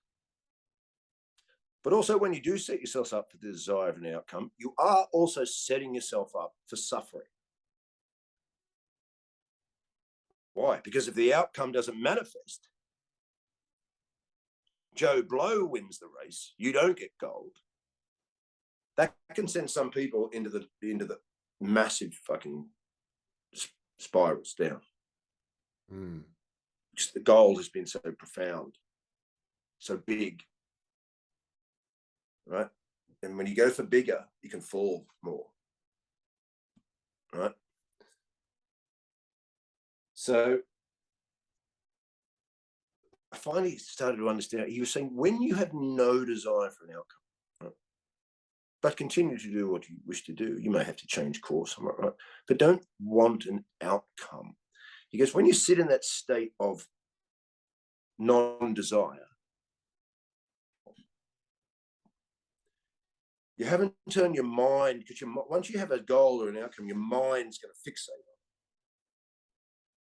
It's also going to make decisions about whether or not it was achieved or achieved satisfactorily, or because it's going to bring in its host of what's the word I need? Cheap opinions, really. The mind will bring its opinions about the situation. Mm.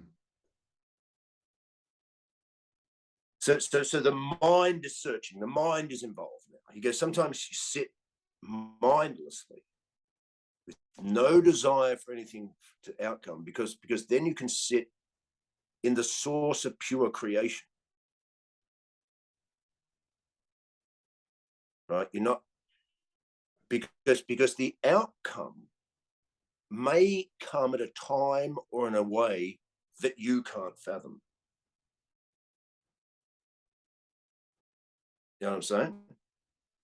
I think so. Right. Well, if I have a specific goal which I want to achieve in a specific amount of time, there's now a framework around this. Yeah. There's certain disciplines and things that I would view as wrong that didn't get me what I wanted. I must reiterate that and re-navigate over here to get myself to what we want to have here. Yeah. Sometimes people do that in the entertainment industry. Who can I know? Who can I see? If I see that guy, I can move up to here, and can I move over to there and do all this fucking stuff? Or I've never given a fuck. Mm. Right? It's very Buddhist. So I started to understand, because circumstances may manifest and things may happen that you wouldn't have thought of as a way to achieve the goal. Okay, yeah. So this is almost like also a letting go. You could even, if you want to be a new age, go let go and let God, right? Right. Yeah. That old saying, right? But it's not just let go and let God and have some prayers or whatever, and no, because there is effort involved. Because there's the other saying, what God helps those that help themselves, which is what? You don't sit around and pray, you get off your fucking ass, and if you put stuff into action, stuff can manifest. Yeah. All right. It's like when I was putting bands together in Australia. I was putting Presto together, that's sort of the eclectic rock non-metal band. I needed a singer, a proper singer. So me and the bass player, we got on a bus, went to Melbourne, we knew some bands in Melbourne, and hung with them, just to put up ads for singers. And we would be willing to move to Melbourne if we found the right guy. And then we back on the bus, 12 hours back on the bus. And then I went into town the next day with the same kind of signs to go around, Waterfront Records and all that kind of stuff, Red Eye, Utopia, and saw an ad there. guy, singer, guitarist, songwriter guy wants to join band with. So I grabbed this guy's number, went home. Said ring after 5. It was about 3. I couldn't wait, so I rang and he was home. We spoke for about 3 hours and he came around for an audition. The guy sang in our band and made 2 records with us the whole 5 years. And was one of the best songwriters I've ever worked with. He was actually the brother of what was his brother's name? He was Luke Pittman. What was his brother's name? His brother managed the Harlems. All right. And so my point being is that some people would say, so that trip to Melbourne was a waste of time. Not in my eyes. The trip to Melbourne was doing stuff that showed the universe I wanted it. If you want to get new agey, right, for some crude descriptions. That's absolutely. You know what I mean? So when I got back from spending 72 hours and money on buses to go down and hopefully, fingers crossed, someone's going to see an ad we put up in the rehearsal studio, got back and a day later found the singer who's in the band for 5 years. And I sit there and go, yeah, but it's because, also it helped that I got on that bus and went to fucking Melbourne. Fuck yeah. So this is the part I've always at least had it's like when I came over here to do comedy at 33 years old with $500 and 2 phone numbers. I'm just sleeping on couches and doing all this stuff. But without blowing my own trumpet again, a lot of people wouldn't do that at that age. No, absolutely. They wouldn't. Yeah, right. Because they don't understand. No, jump off. I came over here like old school punk, mate. $500, like 2 phone numbers, had a place to stay. So I moved, knew an Irish guy in Australia who moved back. Yeah. But still, it was just, well, the worst thing happens is I fuck it all up and I have to ring my brother up and ask him to borrow a fucking $1,000 to get a plane ticket back. Yeah. Really, what's the worst thing that can happen? Well, I'm not funny enough. I'm not good enough. I can't pull it off. I've got to get on a plane and go home. Mm. Okay. And then I'll deal with what happens at home when I get there. But I'm not going to think about that now. Yeah. But, well, it did work. Why? Because it jumped into the void. You jump off the cliff before you prepare sometimes. Some star signs find it harder than others. Mm. My ex-girlfriend, she was Virgo, which is, I found it, she was so cool and like really together. And then I read up about Virgos and they get shit organized. But the reason Scorpio and Virgo is quite good together is a Scorpio helps the Virgo jump off the cliff. Yeah. Oh, but we're not ready yet. No, wait to be ready. Right? Because you'll never be ready. Because your mind is trying to strategize how we can do this with no mistake. I understand you can have make it easy for yourself if you had a bunch of cash or you organize this. You don't just run out there into the woods with no fucking. But learn to jump, take the risk, because you get older and you go, "Fuck, I should have done that." Yeah. Yeah. Yeah, right. Because you never see, and that's what I worked out young was see, getting a job. I was never going to have a career. If I had ended up having to not be a comedian or not be an artist or have a job, it was going to be a job. Mm. I wasn't going to become a fucking lawyer or a fucking. Maybe I would have gone on and maybe become a masseur or some kind of healer or something, or some kind of, if I could get into something like that without being a fake. But I was never going to. And I would have been quite happy. That's what I mean. If you gave most people a decent income, most people would just do their jobs because most people don't need big, exciting lives. And myself included, I haven't clawed to get success and a big, exciting life. I'm quite happy being fucking, if I can get around and make some cash and do comedy, like. But you really, because the system's just offering, why I said all I can do is get a job. Well, ultimately, that's what it's offering you, the system. It's offering you this apparent security. It uses the word. Yeah, right. You get caught up in the idea of security. Now, there's nothing wrong with preparing to make sure that you don't, you can function like animals, gather nuts and do this and sort of, you're right. That's there. This is not just being a maniac and running off and having that. But a lot of people are programmed to what? They think the security is in there. Yeah. It's not in there.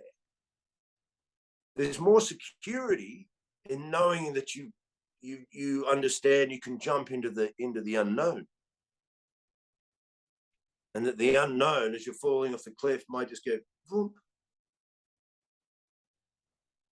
Yeah. Because you didn't know that was going to happen if you tried to dream up a plan. Yeah. And if you tried to dream up the plan, you may have made different decisions, which that wouldn't have happened. Yeah. Because you tried to control it all. Right. Yeah. So yeah. Yeah, you've really got to be, there's so much unknown. There's so much you can't know. Yeah. You have to let it. And then once, but here's the thing, once you take more of those chances, it becomes known. The faith in the unknown becomes known. It's no longer even faith. Yeah. Right. Yeah. Right. Yeah. Right. Go on. Sorry. Well, now you're quite. It's like anything. You learn to not be scared by it. So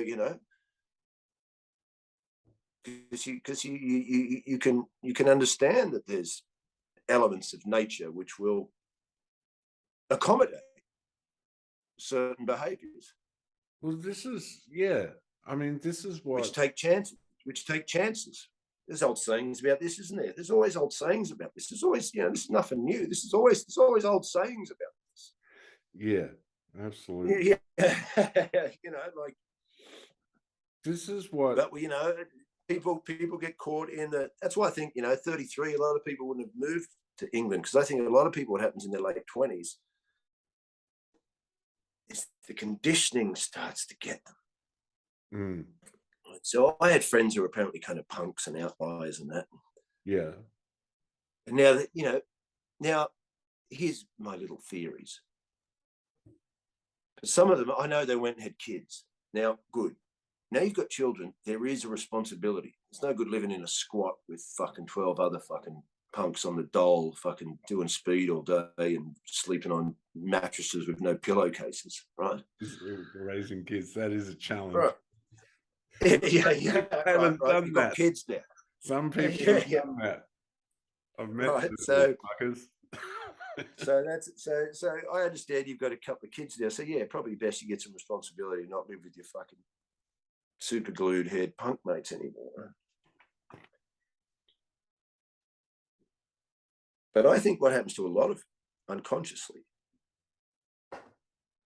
because some of them I know are so for the system. And so what I think happens, but they think they're the same sort of outliery people. But I think what happens is because the way we're programmed to see how we're an acceptable and responsible adult, and a certain sense of status we should have by a specific age and so forth,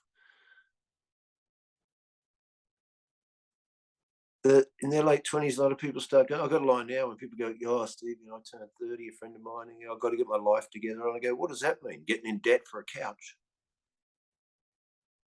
Because a lot of people then go, right, I should start to build this idea of what this person is that's responsible and acceptable. Right, so I should get the job, and I should make sure I'm. Does at 30? Can I be couch surfing at 30? Well, I was couch surfing at 33 in Ireland with a bunch of guys in Primordial, sleeping on a couch while Alan played fucking video soccer until 3 in the morning with me trying to crack. Well, why? Because there's more security out here. Right, but you've been, and I've got a dream. I need to fucking.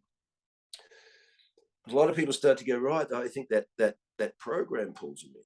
And then they start, especially if they want to think that they're still outlier people, and they've got some kids now, so they've got to be responsible. But there's a part of him, no, you've actually conformed more than become responsible. Right? I'm not saying you don't behave, you're behaving irresponsibly, you're not looking after children, but I'm talking about an underlying pull of an unconscious pattern that draws us all. Because what is the thing we have? I mean, even Australia, what was it called? The Great Australian Dream. What, your own 3-bedroom house and a... That was the Great Australian Dream, to own your own home. That was the slogan. Yeah. Is that it? For Australians, is that the dream? Yeah. Just to own your own home. Is there anything else Australians can dream? Nah. Right. And now they can't even do that. Yeah, that's gone now. Right. Yeah, That's yeah. gone. Why? Because there's no security in there.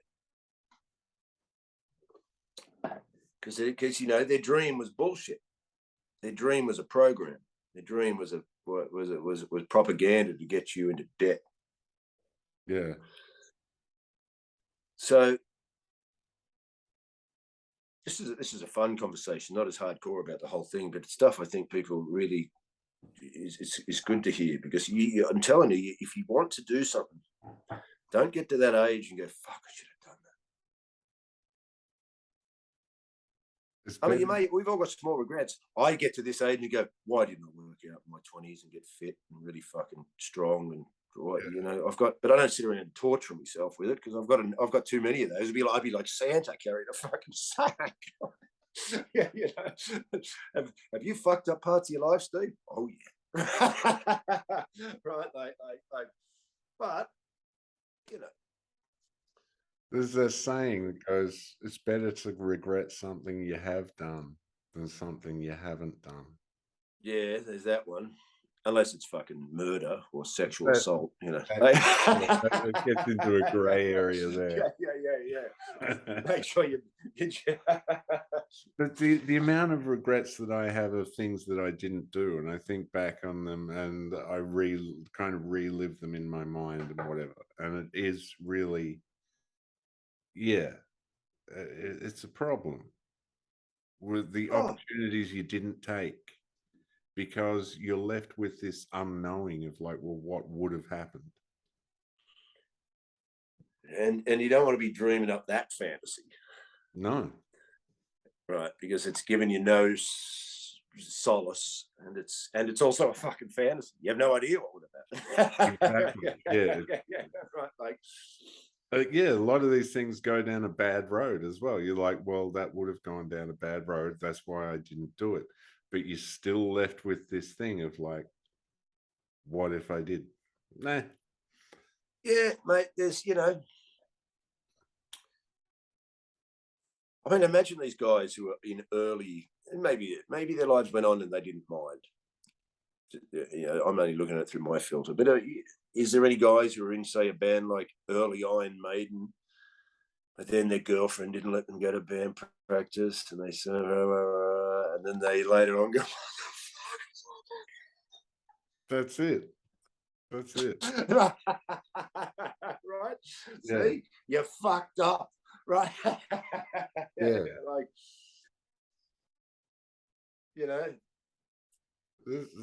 That's a lot of it. I know, like a lot of it. For me, I got into, like, I was a musician early on, but I really didn't kind of take control of the kind of music I was playing. I just went along with what other people did, and I often think, well, what if I had have taken control earlier on? And right, well, that's an interesting one, because that's something that I could not abide by. Really? Right, I made my first bands, and I made Lord and that. Right, I had the fucking idea we're going to be extreme, we're going to be this. Right, me and Mick Burke wrote it like this. I just started writing songs, and I've never been able to just play someone's music, and I don't like. That's just anathema to me. Mm. Like, it doesn't. It wouldn't even. I mean, if someone said, "Can you play on my record and come and jam with me?" and yeah. Right. But to think, will you put something together? I mean, maybe now I could. As you get older, you realise that there's different things that, actually, I shouldn't probably piss while I'm having a podcast. I should probably we want it to be raw and brutal, but maybe I should have some manners. And I could have been, look at it. So I bought this the other day, which is Ooh. this is the remastered version on CD, and it's got one of my favorite heavy metal photos ever. Holy shit! Oh, that's Creator. Yeah. Creator, 1985. Right. This is their first record. It's so, because I'll be blasting this motherfucker right now. It's so classic and unreal. Yeah. Just filthy, and they can't play properly, and it's fucking brilliant.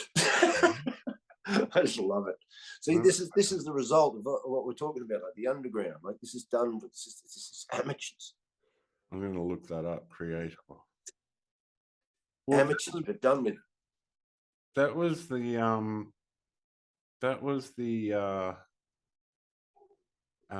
punk ethos very much as well. Like you just got in and did it. Like it didn't matter. That's exactly what I think we even talked about it last week. Yeah, that's the part. Yeah. Well, that's that thing I was going to say. The music aspect, like I was always, because I was the drummer, I focused on my drums. Like my drumming had a very particular style. I was told I was the loudest and hardest drummer in Melbourne in the 90s. And that was my thing. And so I really focused on the drums. And the rest of the music, I just think later on, I think back and I think, well, maybe if I had have taken a bit more control of the band as a whole. See, I was totally in charge of my bands. Yeah. I wasn't just interested in the drums. There's no way I'm not one of these drummers that does his parts and then I finished, have I? Oh, good, I don't have to come to the studio anymore. No fucking way, man. I am there. Yeah. And I'm behind that desk and if I don't like the guitar sound, doesn't always mean I'm going to get me way, but there's just no way I'm not. You'll let them know, yeah. I can't put music. I've got it, I can write songs. I can arrange songs. I'm good at it. Mm. And someone had to be doing it. Yeah. I just realized you got to take control of a lot of things early on and also I just had that drive, that passion. I always knew that I was always the most full on in the bands I was in. Yeah. Right. Like I was, even in metal, I was the guy that collected everything and wanted it and started all the pen pals and started all the tape trading and started all this and started, and just was into that world, It's like when I look at these old Creator records, the pictures inside, it's like I was in that world, except in Australia. And it just brings me back. I just stare at this thing last night. I was sitting there going, this is like 40 years old. I bought this when I was 17 and yet I bought it yesterday and I'm looking at it. I'm still, why am I getting excited? Yeah. Like I still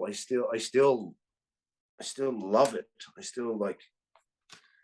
just look at the pictures and I've been in bands and I realized it just wasn't going. I love all this, the old underground demo covers. This is and so that's what's difficult about being in bands. I've always envied a band who seemed to have 3 or 4 guys in it that all seemed driven.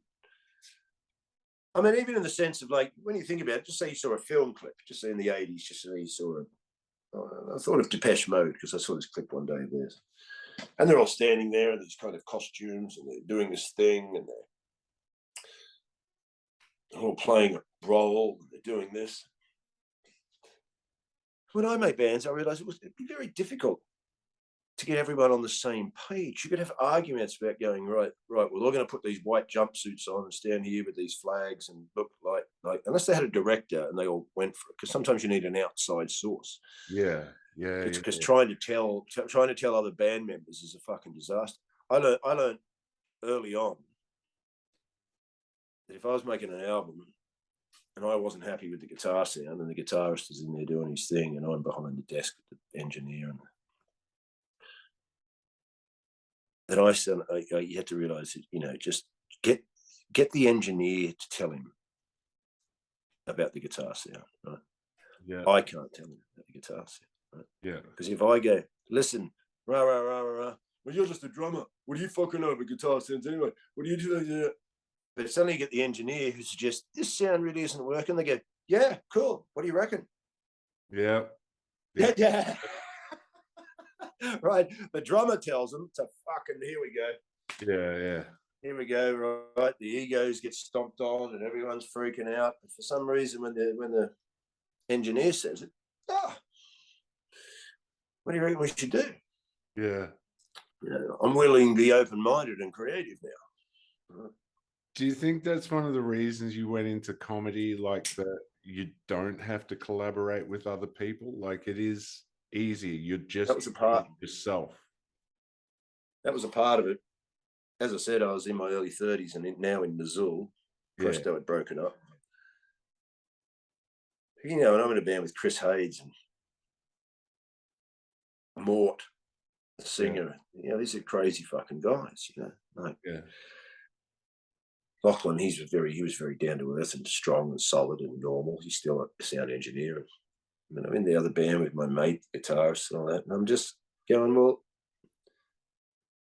I can't have my life in the hands of other guys now. I'm not 18. Yeah. Or it might fall apart. Now what I'm doing is I've got my fucking life and I'm 33 in the hands of other guys. Mm. And they're maniacs. And we're playing extreme blast beat black metal in Australia. Yeah. You know, I don't think I've ever been paid a cent. I've made 7 albums. I don't think anyone's ever given me $1. Yeah. So I'd already started comedy, and that's when definitely I thought, right, well, I can go to Europe now. I don't have to try and drag a band. Mm. All right. I don't have to like drum kits. I can go to, and I used to say I was a dictator in my band. I'm not saying it wasn't, but I would, you know, and didn't always deal with things perfectly. I used to say to my mates, I wish I was in a band with 4 Steve Hughes. Right? Because why? Because it'd get done. Yeah. Right. Yeah. Right. Like it'd get done. Like, do you want to fucking all live together and get a house and practice 8 hours a day? Yes. Yeah. Right.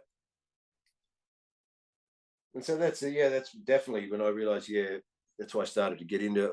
When I was in Presto in the early 90s, looking for guitarists and stuff, to the band's not functioning as a band that's workable for them. And that's when I thought, I don't know what made me think I can do comedy. We used to watch comedy, like Richard Pryor and Eddie Murphy and Steve Martin. I'd always seen Billy Connolly, and we were all funny. We were funny guys. We thought we were funny. We all had a good time together. Fucking laughed, you know. But I always liked watching stand-up comedy in the sense of I thought, what a great thing. I loved the way they rocked around and just fucking said things. Everyone laughed. They could say wild things, and it was fucking cool. You know? I just thought, that's fucking cool, you know. And I especially liked that sort of brash American comedy at the time. I loved the Sam Kinnison, and also I started to listen to sort of, you know, I saw the punks told me about Henry Rollins and Jello Biafra doing spoken word records, which was kind of intriguing. What an interesting thing. No one in metal does this. Like, this is a cool thing, you know. And then so in the early 90s, I thought, well, what do I do first? Here's the great irony. I was living with this girlfriend, my first girlfriend ever. She's still hot. She was hot then in Czechoslovakia. Maybe I was supposed to stay with her, but I didn't. But she gave me this leaflet she'd found of improvisation courses. Because I was thinking about it. I thought, I'll go and do that. Well, I'm like, the band's not functioning.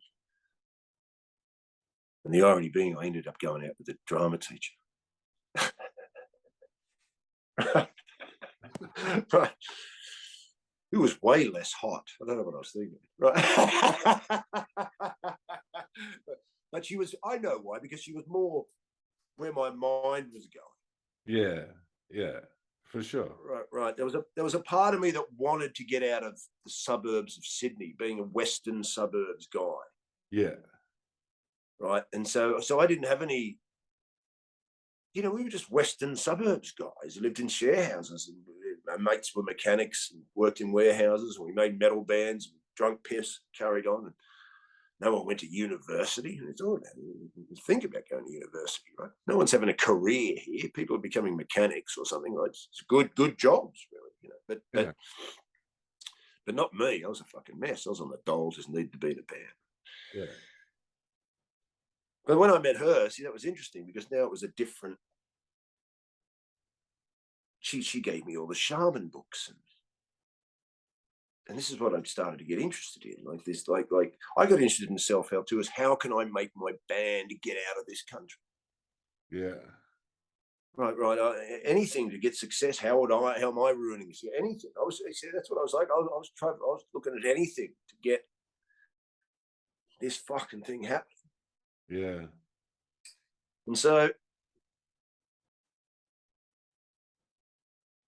I did those improvisation courses first, which was great, because I didn't do a comedy course. I wouldn't think about someone trying to teach me to be funny, but I thought it would be good to learn some basic, fundamental, foundational stuff of just what basic acting is. Basic. Okay. And I learned a lot about improvisation. I learned a lot in the sense of, like, if you want to improvise a skit with someone, the secret is you just agree to everything, right? So if I go, Scott, your hair's on fire. You go, is it? What are we going to do? I go, I've got this fucking axe here. What's an axe going to do? You're going to chop your head off? I could chop your head off, right? But if I go, Scott, your hair's on fire, and you go, no, it's not. right. What you've done is you've killed the improvisation. Yeah. Right. But here's what she taught me also. She goes, most people say, no, it's not, because it's unconscious, because most people don't want their hair on fire. Yeah. Right. So that taught me a lot about programs. Right. It's a simple thing in improvisation. Why? So here's a trick you can override if you learn to improvise. Why? Now you may say, no, it's not, but my dick has just exploded. That's a redirection, right? You're carrying it on. Right. Okay. Right. Yeah, So, yeah.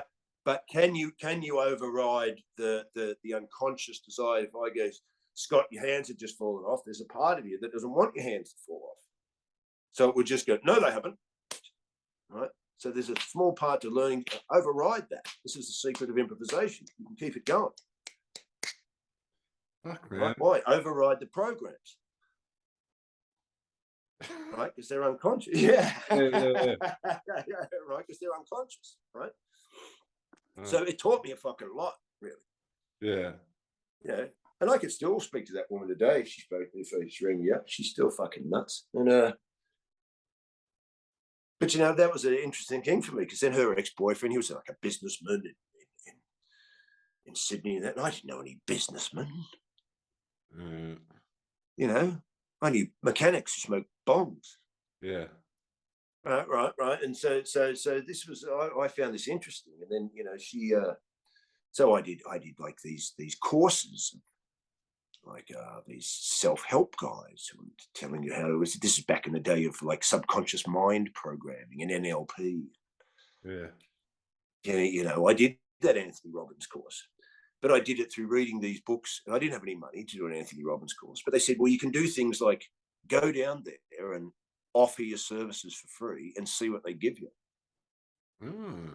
Right. So I started thinking about these were suggestions in some of these books. So I went down there and just sort of rang them up or something. I said, do you need people for logistics? No. I said, do you need people to help out on putting this thing together? And they said, logistics. At the time, I didn't know what logistics meant. I was going, oh, yeah, logistics.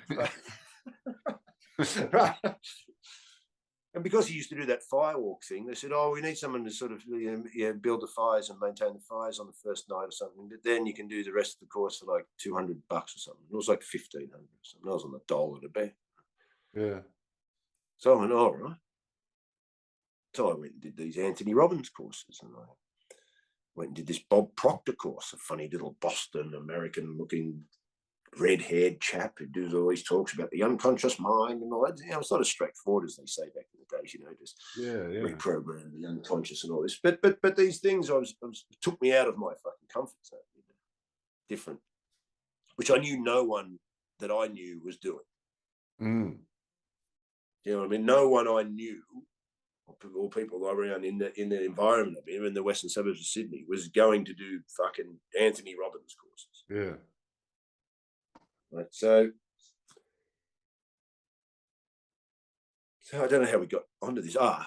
Doing comedy and getting back. So that was interesting. I mean, going to do that first course with that woman, it opened up a lot of fucking doors for me. Yeah. You know, into interesting things. I mean, she directed me to I think she might have even got me into Enya, because I think she had a car phone at the time and she was talking to me on the phone. She played Enya and I was going, what's that? I probably heard Stale Away and all that. She's like, oh, it's Enya. I was like, really? I should get some of that. I still love it. Yeah. Love it. And then, she directed me to a lot of books and stuff. A lot of it was New Age things. The New Age was peaking. You know, and then later on you find out the New Age is a big agenda and a strategy and whatnot and so forth. Yeah. You know, right. But there's elements of truth in it. Yeah, absolutely. But there's elements of stuff in it, you know, and it leads you down paths which are, you know, intriguing. I found a lot of books. She's the one that gave me all the Carlos Castaneda books. Well, this is interesting. This I did a Stuart Wilde course. I know Stuart Wilde. Yeah. And we did the fire walking and everything as well. It's wild walking on fire. What year is this? This would have been 86. Maybe. Oh, real early. Yeah. Oh, right, you did it real early. Yeah, I was under 18 and they were worried that if I got burnt doing the fire walk that well, that's real early. 86, I was just fucking listening to Master of Puppets and fucking drinking bourbon and fucking slamming my head into circle pits. But mine wasn't until about 92. You know that. Yeah. I got 91. That shit real early. I was right into all that stuff. But it's interesting. That kind of might lead us into like that is an agenda. That is its own thing. But with Christianity and all of these things, I've gone through these things of thinking about is Christianity a form of enslavement to humanity? Well, okay. What do you think? Because I kind of tend to think that life is kind of pick your enslavement kind of thing. It's the game of your enslavement. Totally. That's a great way to put it. Yeah. Oh, you've got half a dozen of them. Yeah. So, yeah. Religion's an interesting one for me. It's never... I didn't have radical fundamentalist Christian-y parents. Mm. So I didn't grow up with anyone. They went churchy for a bit. Yeah. I don't know why, whether there was some kind of sexual liaisons with sorry, what do you call it when you cheat on someone? Or just, you know, I don't know what my parents were up to, step parents and parents, whether they had a guilt trip and decided to drag us along with it. Right? Yeah. But I didn't take any notice. And I used to steal money from the collection tin when I could take it down to the guy. I got, like everybody else in the West, if you grew up just with this Christianity thing around you, so you've got the program of salvationism and hell and that in you. Yeah. It's around, right?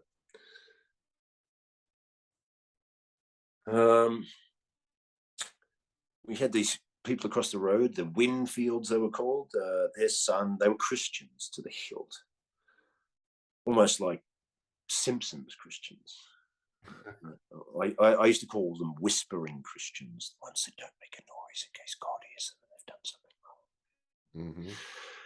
And we lived in the Blue Mountains, so here's the top of the road, the tar road, and then there's a dirt road down going here with about 8 houses in it. We live in one of these houses, and he lives across the road. It's a kind of dead end dirt road, and we lived in the Blue Mountains in the 70s.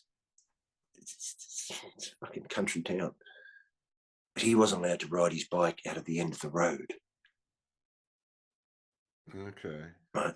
there's a one thing where, as much as I can mock my parents or where I added this fucking thing, and I didn't have this kind of, you can't go and do anything in case you get hurt, fucking rubbish, right? I used to feel sorry for this guy, you know, like, because we could ride out the top of the dirt road, go down one tar road and be back on dirt roads. Straight out of the lookouts in the bush, right? Just riding bikes and jumping things and blowing things up and having a great time. Right? Yeah. And this poor kid had to sit there at the end of the road, you know. I had an idea for writing a joke about him, going, is it affected him that much? I thought later on in life, going, I wonder if that guy's gone to take a girl out for the first time. He's got to the end of the road and just stopped. I don't know if I can go any further. And then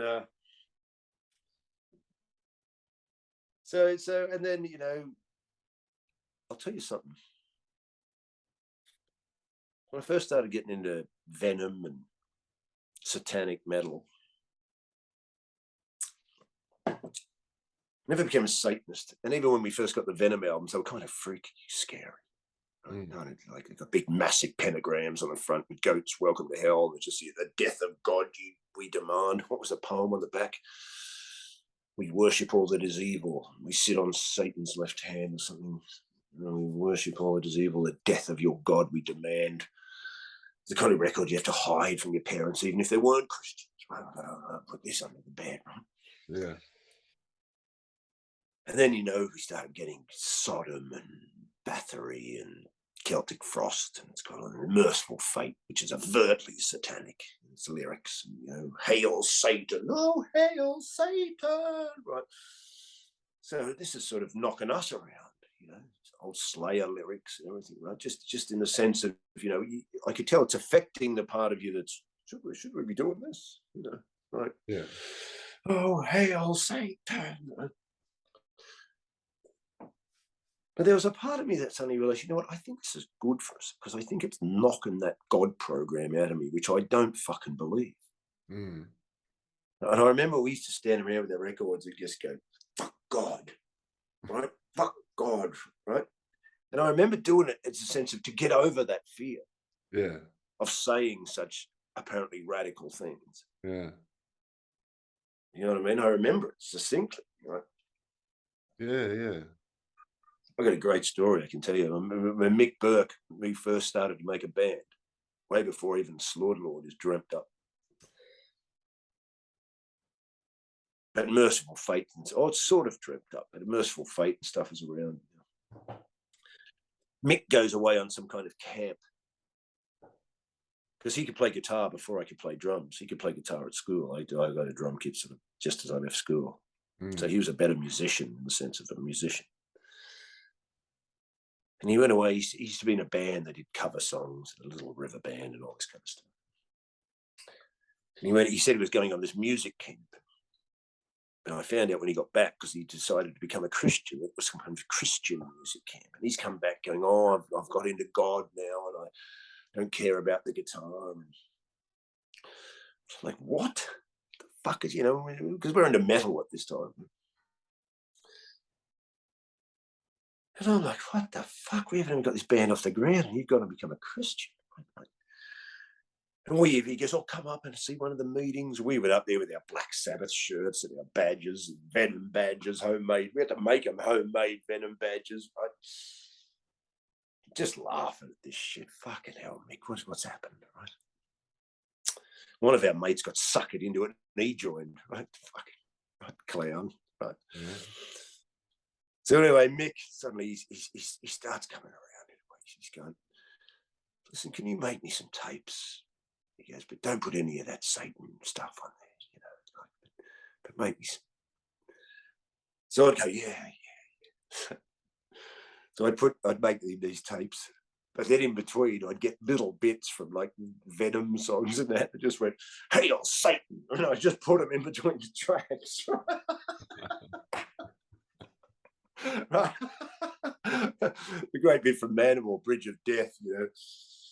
what's that end speech? Oh, we worship all that is evil. Cut off your head. Release all that is evil. Hail Satan. Right? I used to put these things on in between the songs. You come back, you fucking prick. Right? Like this. But he loved Merciful Fate. We all love Merciful Fate. But we love the solos, and they're type of mixed solos, melodic, heartfelt. We'd sit in the car, just and then Don't Break the Oath came out. Mick rings me up because is there a new Merciful Fate? I'm like, oh yeah. He's like, what's it like? It's fucking unreal. He goes, oh, I'll come around and pick you up. We'll have a listen, mate. This is so excellent. So he picks me up. This is what, 1984 or something. 83, 84. 84. Don't make the oath. Picks me up in his car. We drive up the road, park near his parents' house in the Blue Mountains. I've got the tape. You got the tape? You know, the tape. Put it on. Starts. Fucking listening. It's a dangerous meeting. Starts right. Like this. It's just. And I think it was like halfway through Nightmare, that second track. He just turns the volume down. He looks at me and he goes, "Fuck God, let's make a band." I was like, yes. Let's do it. Don't break the oath. Well, Mick broke the oath. Thank God. Yeah. Because you don't want an oath to these fucking false gods and Christian fucking whatnot. I'm still really I don't know. I'm on the fence about it all. I came up with this kind of philosophy a while ago that was purely a joke, but the more I've thought about it, it kind of works in like the line of good and evil runs down the heart of all men. It was this thing I call Christian Satanism, and it's just a ridiculous notion because one kind of cancels out the other. But it is. Well, I don't know if it cancels it out. The one enhances the other. Well, that's the thing, yeah. It's kind of it. I go back and forth on it. It kind of grows on me, because I think, like I'm very into the idea of balance and things, and the one. Well,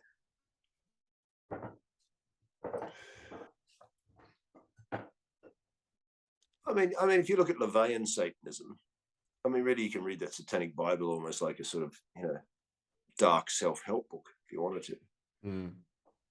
Right? Because, I bet a lot of the stuff he was into is not in those books. But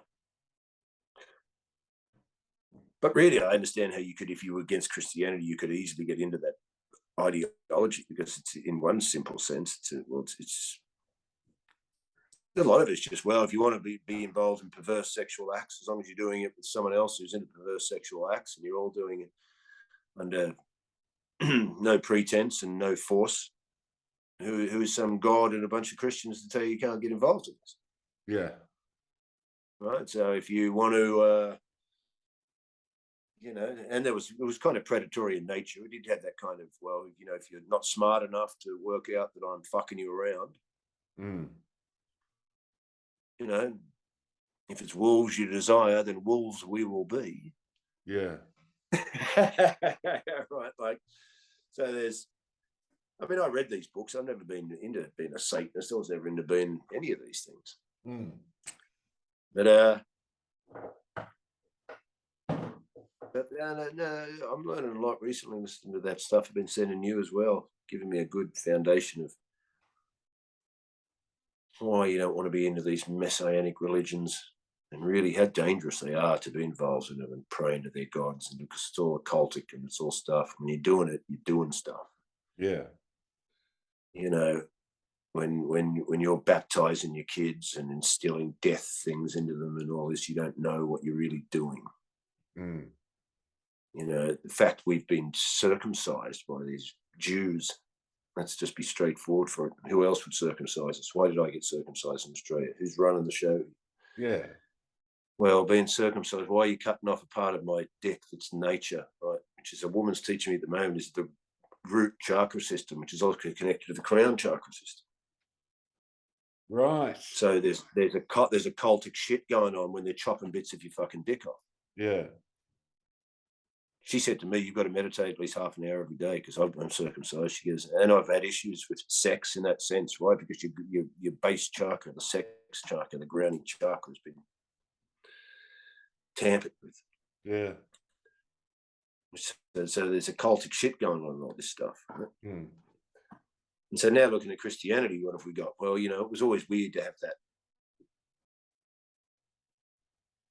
I mean, and I always love the aesthetics, just to jump back to what we were talking about with the black metal leading us into this, and sort of a breaking away of the program of being in this fear of this God-fearing. Yeah. I must admit, I always loved horror films, and being a Scorpio, maybe, I love the aesthetics of graveyards and skulls and inverted crosses and cloaks, and it just looks good. You know, I like it. I love the way it looks. I think, you know, it looks powerful, you know, and it's just and exotic and sexy. Darkness has an appeal. Oh, I like it. I like that. I like that mood. I like the mood of. I love photographs of old chapels and trees. And sometimes when I'm in England, it's wintry. I go, look at these trees and the mist. And I love it. But you know, this whole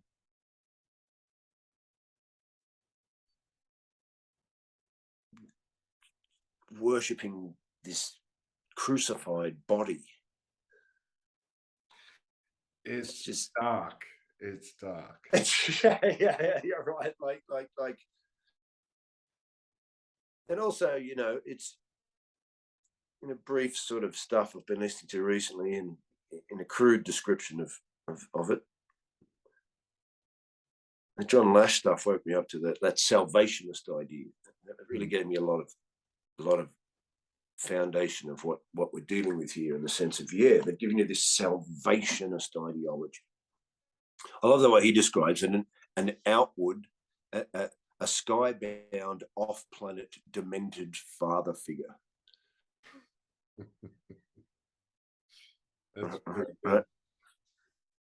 Right. And so what is it telling you? Well, it's giving you a salvationist ideology. What? So you need salvation, saving. Yeah. From what? Being born. That's the part was always, well, what are you talking about? I've come in to be a sinner. And when I was young, when they used to go, because they'd say this stuff at school, and I remember asking them, "Oh, if you don't believe in Jesus and all that, you go to hell." And I used to go, "Well, what about Aboriginal?" Mm. And I went, "What? Well, they're not out here doing God and that till you gave it to them. So what's they're off to hell?" "Oh, yeah, well, that's ridiculous." So, yeah. what are you talking about? It's always seemed ridiculous to me. And those things you can just point out, and those people pick up on these ridiculous notions of every animal on an ark and rah, rah, rah, rah, rah. Virgins giving birth, all this supernatural stuff.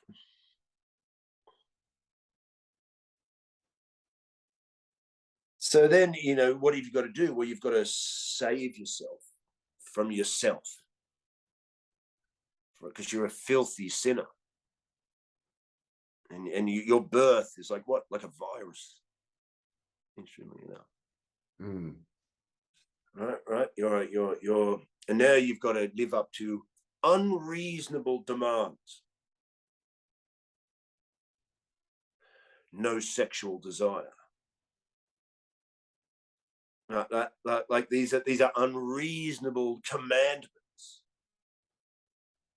You know, these natural urges, which when you go into that Slavian Satanism again, is like, what? Why are you suppressing these natural urges to accommodate this commandment? Yeah. Right. Because the urge is more primal.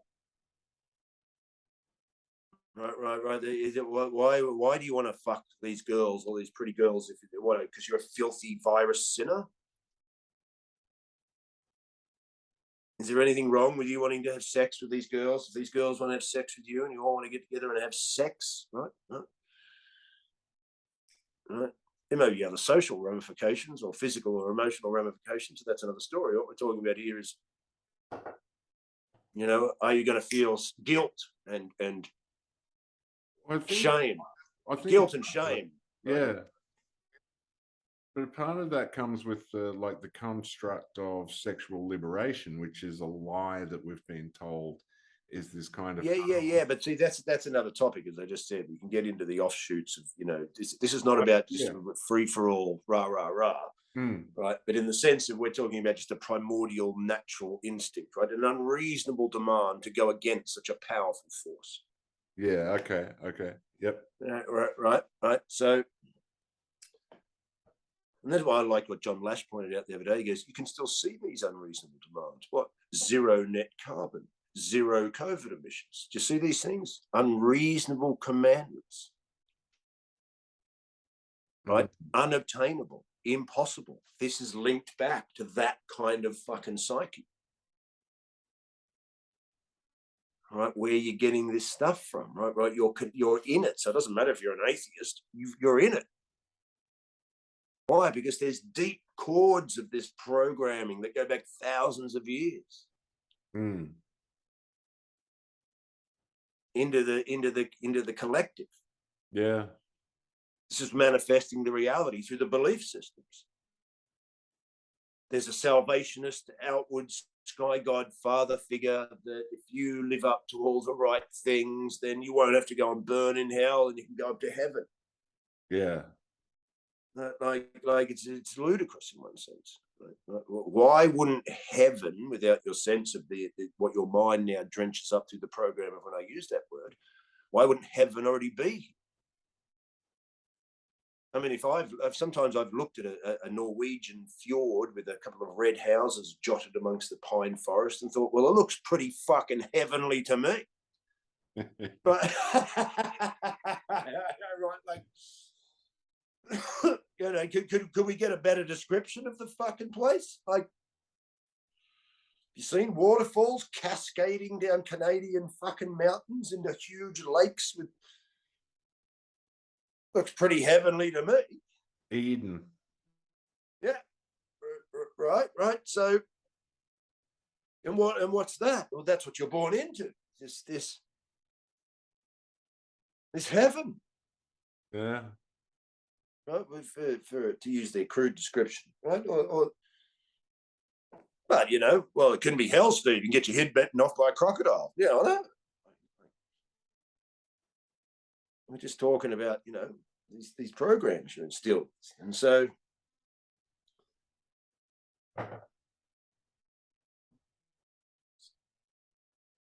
there's where I'll agree with you, feminists. If you want to talk about a patriarchy. Oh, you got one, all right. Monotheistic Christianity is a perfect one. Islam's another one. Probably Judaism. They're the three big monotheistic religions, aren't they? And so yeah, there's a patriarchy there, all right. I mean, especially Christianity. Any goddesses? Not that I can see. I'm not a Bible expert by any stretch of the imagination. I'm more into heavy metal, but I don't seem to hear of any goddesses. I hear of whores and virgins giving birth, right? But I don't hear of any goddesses, right? But I hear of father figure off-planet sky gods, right? So yeah, there's a patriarchy. So, because imagine if I was reading this thing once, I'll give you a crude description of what I can remember, but basically going that when you're supposed to be eating the blood of, or drinking the blood of Christ, so no, this is inverted. This is that patriarchal outward sky god, And of course it's off planet, right? Because the patriarchy is the male is outward, but the feminine is inward. So the blood of Christ is actually supposed to be menstrual blood in the real ritual. Okay. Why? Because the feminine takes you into the underworld, right? The inner world, the ocean compared to the waves. Men are the waves. That's the male principle, outward, objectified. Do you look at women like sex objects? Yeah. Why? I'm a bloke. Can't help it. Doesn't mean I don't think they have an interior world. But believe me, a lot of these women dress up like sex objects. Who'd have thought? So there could be there's your inversion right there. You know, now it's all masculine. Even what did Adam do? He took a rib from himself to create Eve. Yeah. So there you get it. There you get it again. Like there was no feminine thing. What it came from the masculine. So you're saying Eve was trans? She would be now. Is the tree of knowledge now just a rainbow flag? Just the rainbow tree of knowledge. Yeah. Jesus Christ, what a messed up tree that'd be. And, so yeah, I mean that's where I agree with your feminists about your patriarchy. But you know, the problem is they've been programmed to think that men gave the patriarchy, but not all men are in the unholy Roman Catholic Empire. This is true. And also the idea of a planet that's out of balance with a male-dominated presence is not healthy for men either. It's it's like there's definitely a patriarchy, but whether it's a bad thing, but that you do require balance in all things. And yeah, I'd never really thought about it in those terms. Christianity is very, but it is very, it's all men doing the cool shit. Oh, it's all, you know, so it's twisted, you know, because the interior world is the world of feminine per se. Yeah. Crude description. It's just that's why I love it when these you know they made out that saying that women were emotional was like an offense. I remember some BBC propagandist thing one day going, all these women holding up signs of pet names that men give them that they don't like. And some woman holds up a sign, emotional, which I thought was funny because I thought, why don't you like men calling you emotional? Do you get upset?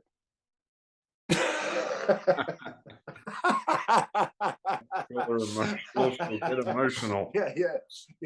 Yeah. I'm sick and tired of people calling me emotional. Why? It makes me upset. Well, okay.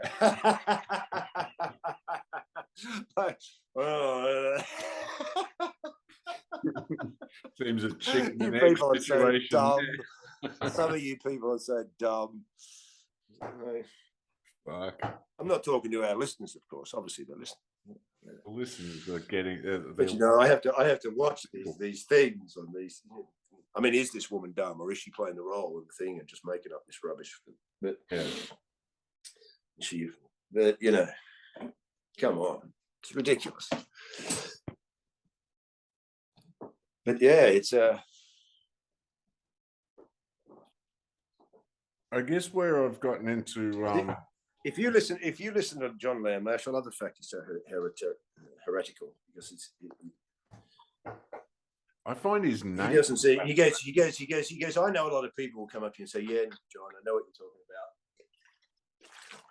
But Christianity started well and it had good intention, but it just got corrupted and deviated along the way.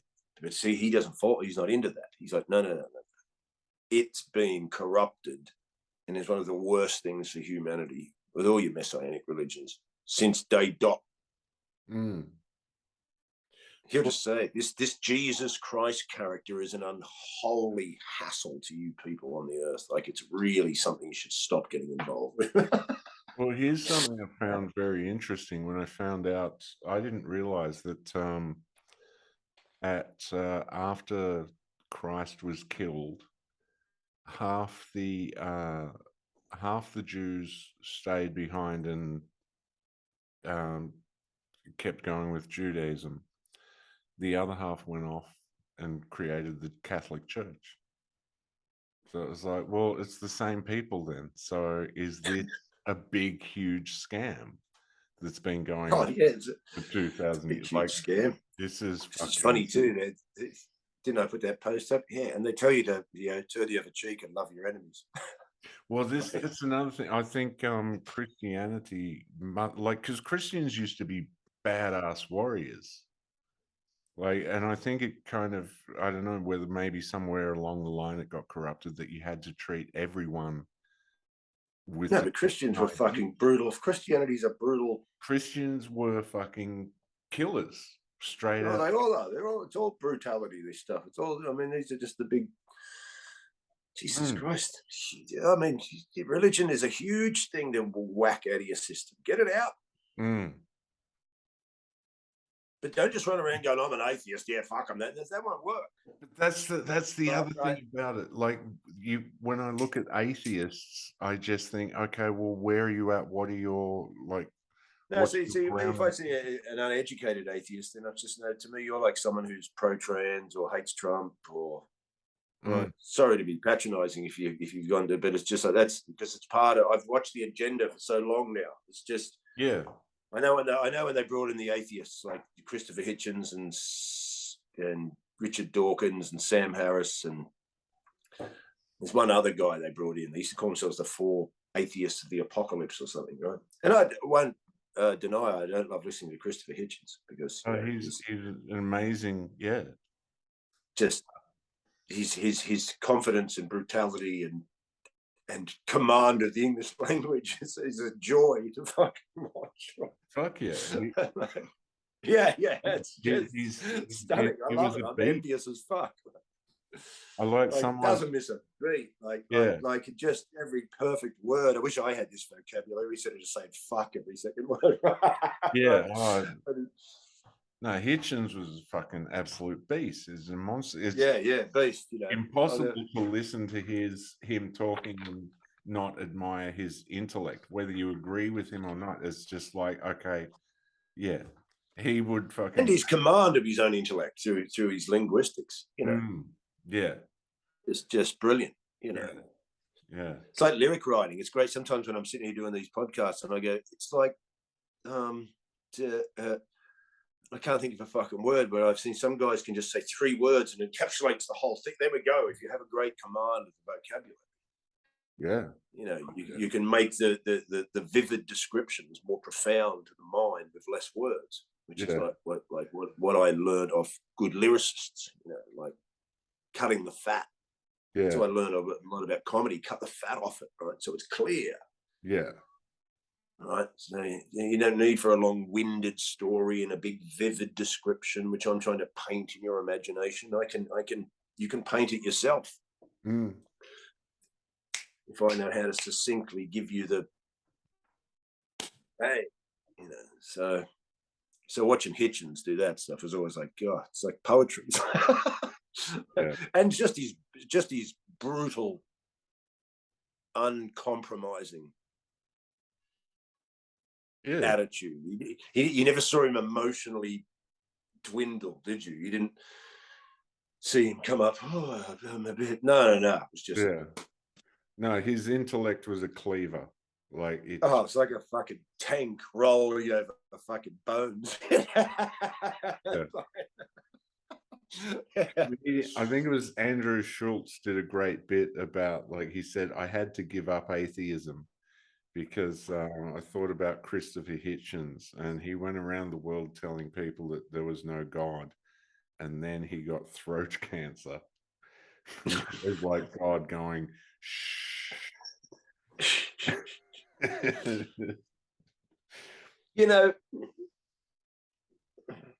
I don't want to be patronizing. I've never really investigated atheism in the sense, but to me, it's just, I can understand why you could fall into atheism. I can understand why you would. I mean, the notion of some of the Bible stuff, but if you're falling into it and then falling into an allegiance of the side of fucking science. But that's the problem. A lot of people, the only understanding of God is, well, the God in the Bible, the biblical God, the God represented in biblical art. That is what God is, and there is no other possibility. So if I find the idea of the guy sitting on the cloud ridiculous, then that is all there is to God. There's no other possibility. Whereas, I understand God as being something entirely different. I understand it as being something much bigger, all-encompassing. And I think we should knock this word God on the head. It's a divisive word, isn't it? Right, I've really, I've let it go in my thing as just using it for a kind of description of, say, the unnameable. Yeah. I mean, but I think now it's just, it's too tattooed in there it's like spiritual as well. Some of these words are a bit outdated because they, spiritual kind of conjures up new agey kind of, I'm getting spiritual. Yeah. Whether or not that's the part of my own locking into the propaganda of what, but no, I've been around long enough. It's a word that really doesn't hold water anymore, unless, because it's not just the age of believing stuff. Just I believe in spiritual stuff. I mean, ultimately, anyone who gets, spirituality is going through dark nights of the soul is rough. A lot of New Age gave you the never think about negative things and just be positive and have positive thinking, which tied into the sort of self-help thing, which was all positive thinking and, the power of positive thinking and all this kind of stuff, right? But what that does is that starts to, in my perspective, it starts to compartmentalize your psychological and emotional states into positive and negative. Yeah. Right? Which may be a way to describe the different natures of certain states, but really, if you think about it, negative can dream up into what? Well, it needs to be overridden or dismissed or ignored or not accepted. Why? Because it's negative behavior. So that's the word you've got with negative. Your flatmate is behaving negatively. I'm sure you're not telling him he's making your dinner every night and being cool to hang around, right? Yeah. Right? So then you start to go, well, we have these emotions. So are they negative? How do I override negative emotions? Well, maybe you're not supposed to override them. Maybe you're supposed to go right into them. You know what I mean? Like go right into them. But not in a war, just in an acceptance. Because when you go, well, override the negative emotion, what's that? Well, it's like doing anything, having a wank or smoking some weed or trying to get away from the fucking thing. And maybe it'd be like when you want to feel it and just actually maybe even welcome it and go, hey, what's going on?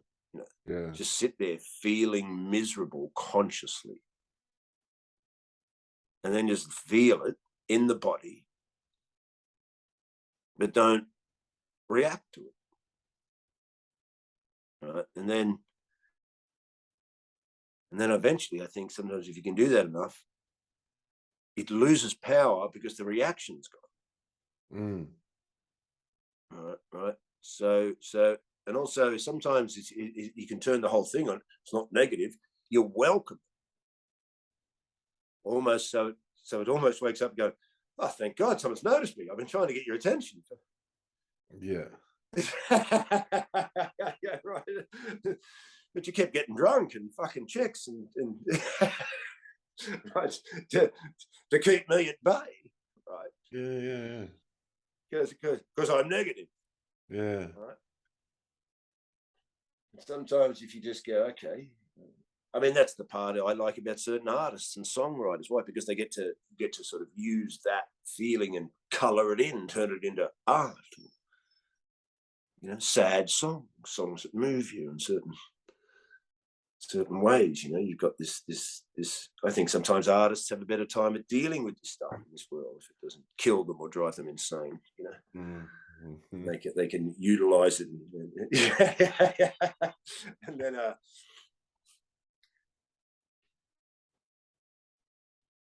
But yeah, so you know, that's another thing. Going back to that, you know, are these things negative in the sense of, you know, like anger? That's why I like listening to that last stuff, because the anger and violence. Now, I like the way he describes it, because, of course, you know, anger, hate, these things we've all seen what they can do when let off the leash. Yeah. Right, in really unhealthy ways. We've seen what they can do. What? Yeah. Bashed wives, killed kids, murdered people, broken legs, smashed shops. Right, you can see what happens when anger and hate decide to go on a rampage. Uncontrolled. Right. Yeah. You know, as a what? As like a valve that's been let out. Now the mass is just a swirl of fucking chaos. And here's the result. So in that observation of what can come about with these things, we have a very negative viewpoint of these. But they're here. So is hatred just something to be, oh, we shouldn't have it? Because we do have it.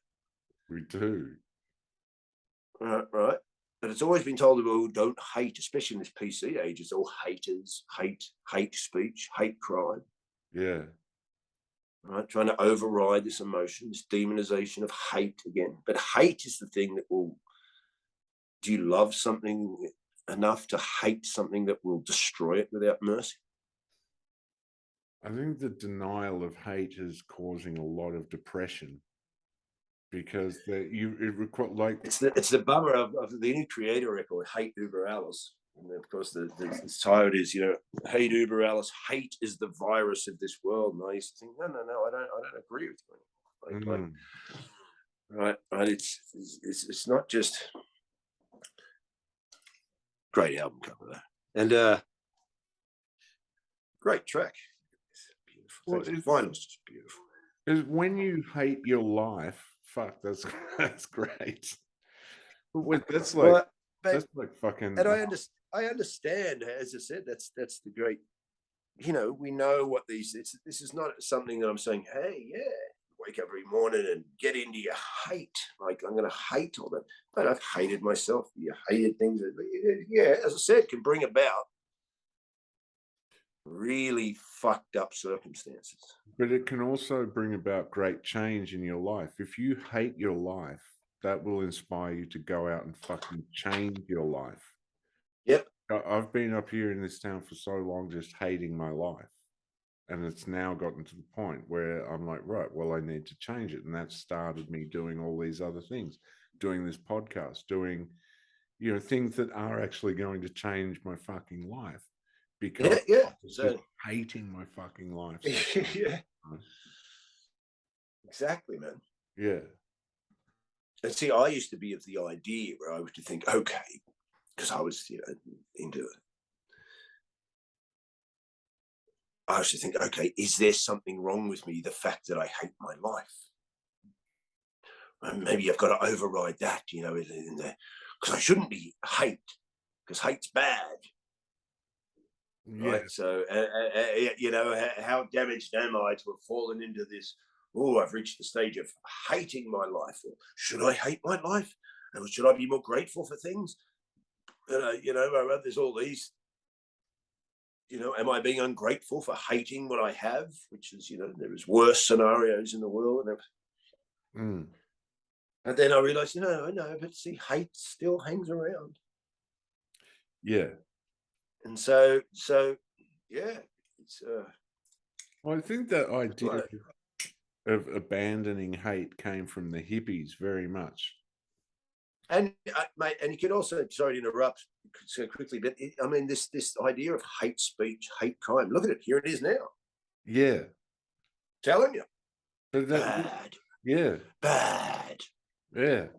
But There that's you that I think that a lot of that, and like I don't really blame them because they'd kind of been through, well, I mean, they came out of World War One, World War Two. They came out of some of the worst times in human history. Like these were the first wars that were industrial wars, where they had that these were like killing fucking machines that young men went into and just came out entirely different. So the hippies kind of came out of that thing. They came of age at a time when their parents, so they were witnessing what their parents had been through, I guess.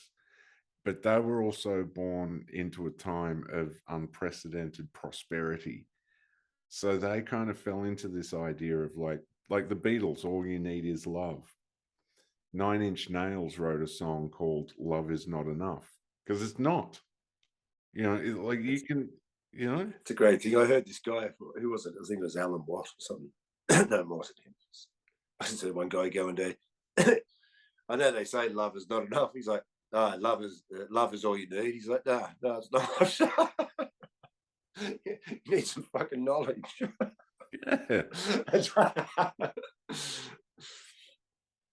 Love is all you need. I mean, you could get down to one, if you want to go deep, you could say, well, the only thing that's thriving throughout the entire universe is a kind of universal love, unconditional love. We use these words, but I don't think that's something that many of us have ever felt, right? And so that's another topic of discussion. But in the way that we're talking about it here, Yeah.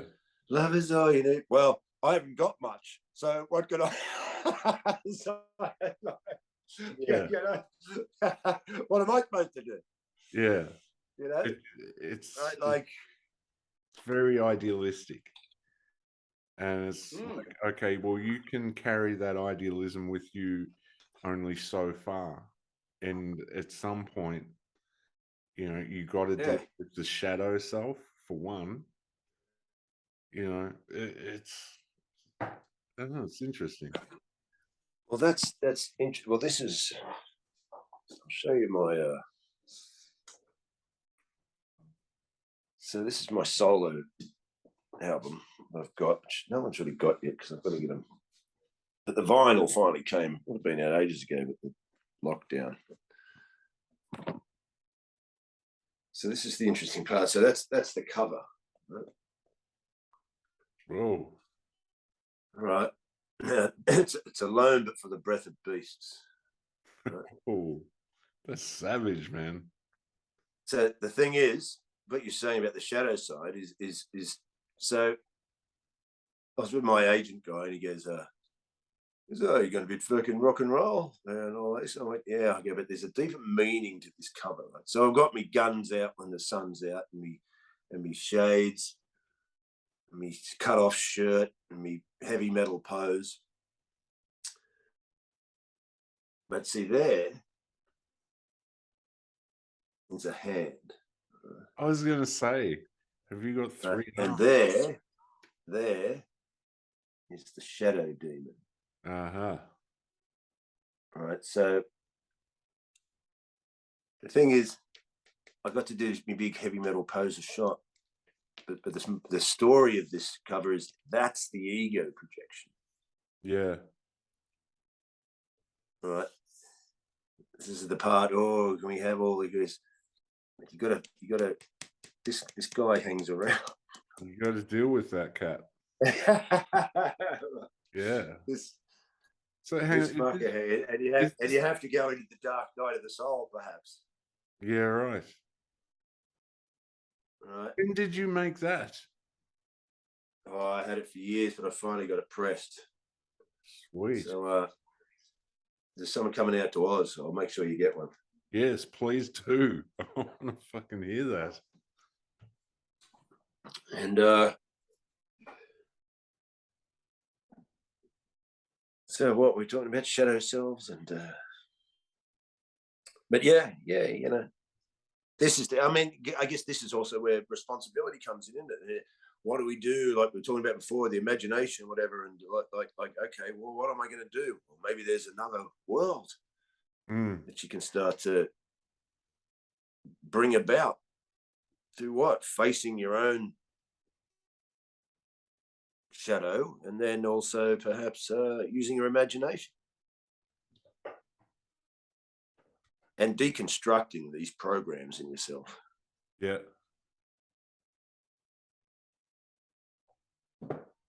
Really checking them out. I think that's really important. Check them out. What do you just believe? Do you just believe that Mother Teresa was a good person? Do you just believe that Nelson Mandela was a good person? Do you just believe they went to the moon? Do you just believe that the hospitals are there to help sick people? Are these just things you think, well, of course I believe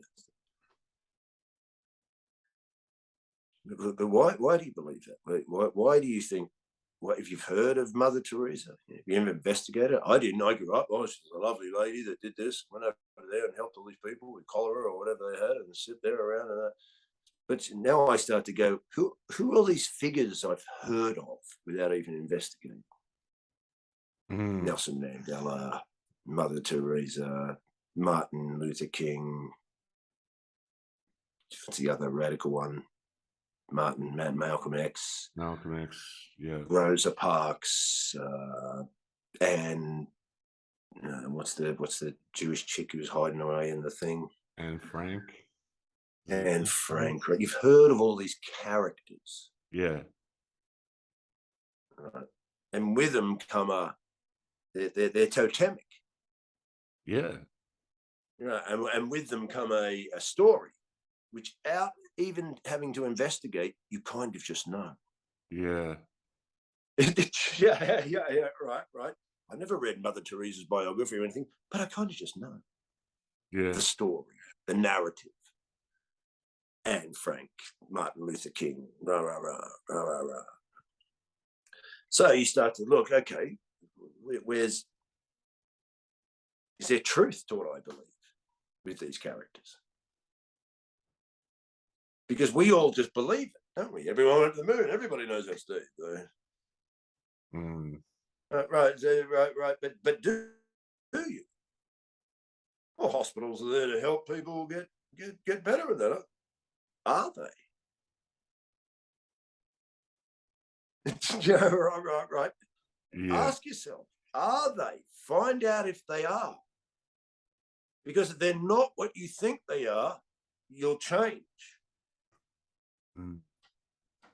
Why? Because you're just running on a program. Yeah. Was Nelson Mandela the guy you thought he was? Was he? I've read other stories where no, he was just a communist infiltrator there to break up the thing for the globalism, to do this, and he's been used as this and that and so forth and whatnot. I'm not saying I know all the in-depth story, but we're talking about who are these characters that you just know about. Yeah. And is the narrative you've been told about them the correct one? They're like new archetypes. Are the systems that you're operating in, are they what they told you they were? I know the bank's got ads that does all this and goes and there's girls dancing around and, hi, I'm Sue, come down to the Commonwealth Bank. And they might show some galloping horses on a misty mountain and we're here to help you and do this and we'll give you interest and we'll do this. But do you have any beliefs beyond what they're up to beyond that? Yeah. Because if you don't, then you're in the narrative of that paradigm of reality. Which is what? That's just a lack of knowledge. All right? Because knowledge gives you the mind, the information to construct what may become another fruitless belief. Because you don't want to just fall into beliefs. Because that's what's giving you the problems in the first place. Yeah. The beliefs. I heard a great quote the other day. This guy came on and goes, listen, I'm not saying that I'm an expert in any of these topics. He goes, because I'm far too smart for that.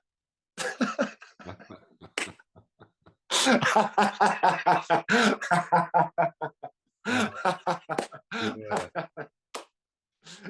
Brilliant. The title professor. This was an interesting one, and I'm going to butcher this completely, but you can Google the definition of professor. And professors are these people that they're held up as this is a very smart person who knows a lot. But a professor is simply someone who professes a certain way of thinking, a certain belief. So they've gone and they've learned to think a certain way, and they've learned all the previous thinking, and now they are simply Professing ingraining that in others, and that they they're are professing it. professor of belief. Yeah. They Well, they're just profess. professing it, aren't they? Yeah. I'm professing the narrative. But we're taught to think, oh, a professor, that's someone who is like next level. All of them, doctors, intellects, academics, Yeah. academia, peer-reviewed. Is it peer-reviewed, Steve? Is it? What, you mean reviewed by peers who don't know what I'm talking about because I'm the one that came up with the invention? Yeah.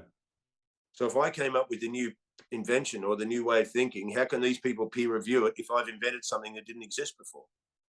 Mm. How can they come up and go, yeah, that's satisfactory? How do you know? I'm the one that invented it. Yeah. Right, yeah. right. This is another strategy of tricks. Mm. I mean, to me, I've gone way past all this. I'm like your fucking universities, your schools. I'm just already. It's all poison and fucked, folks. I'm not. Oh, that's what's funny when I hear someone went and got the fucking vaccine and then they have a bad reaction to it, and then they get driven back to the hospital. I go, this is like when the cops delivered that kid back to Jeffrey Dahmer's house. like that was bad policing. That was bad fucking policing, right? And so that's what I hear when I hear these people go, well, I took their fucking vaccine and then I fucking got paralyzed, so I had to ring the ambulance. I go straight back to the demons. Right? You've gone straight back to the fucking demons. Yeah. Because you don't know where else to go. Yeah. So I'm already at the point, don't listen to these fucking people. Now, if obviously I break my leg, I'll go in there and listen to them. I'm not sitting there, right? Where am I going to go, right? But yeah. But for other things, I'm like, and this is not every man or woman who's a doctor is an evil fucking person. No. Because some of them are programmed too. That's why you've all been programmed to think intellects and doctors and all this are smarter than you. No, they're more programmed than you. Mm. Well, they get all their information from a government agency. They get all exactly. They're getting this stuff from yeah, right. So this is what you understand that the system's bought and corrupt and fucking and has demonic agendas attached to it. We'll use that word. Yeah. For a description of dastardliness. But yeah, what is the Hippocratic Oath? That's what a great thing about it the other day. It's the occultic levels of the Hippocratic Oath. Just like hardcore, right? Snakes around Atticuses and whatever they're up to,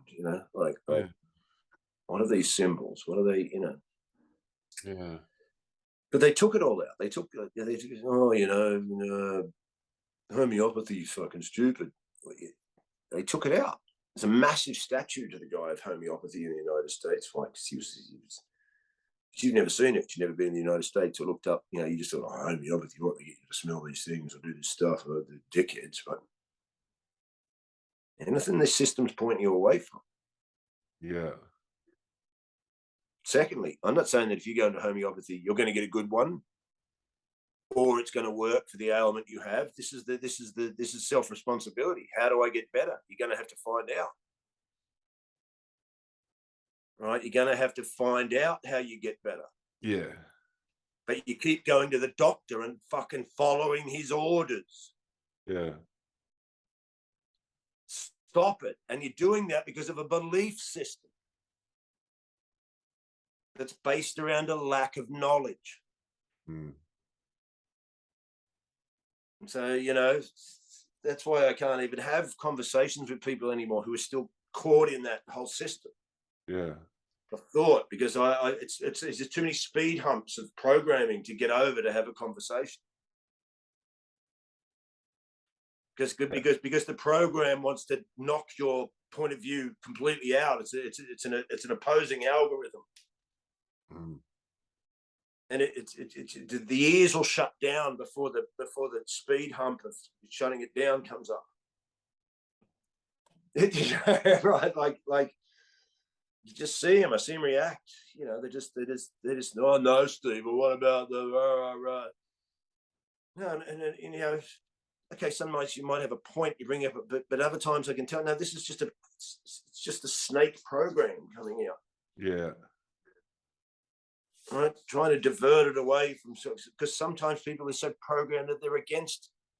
It's like my mates who are such science heads, and they're going, "No, you think the mind can heal it? You can do stuff like this." And I used to think, why wouldn't you want that to be true? Yeah.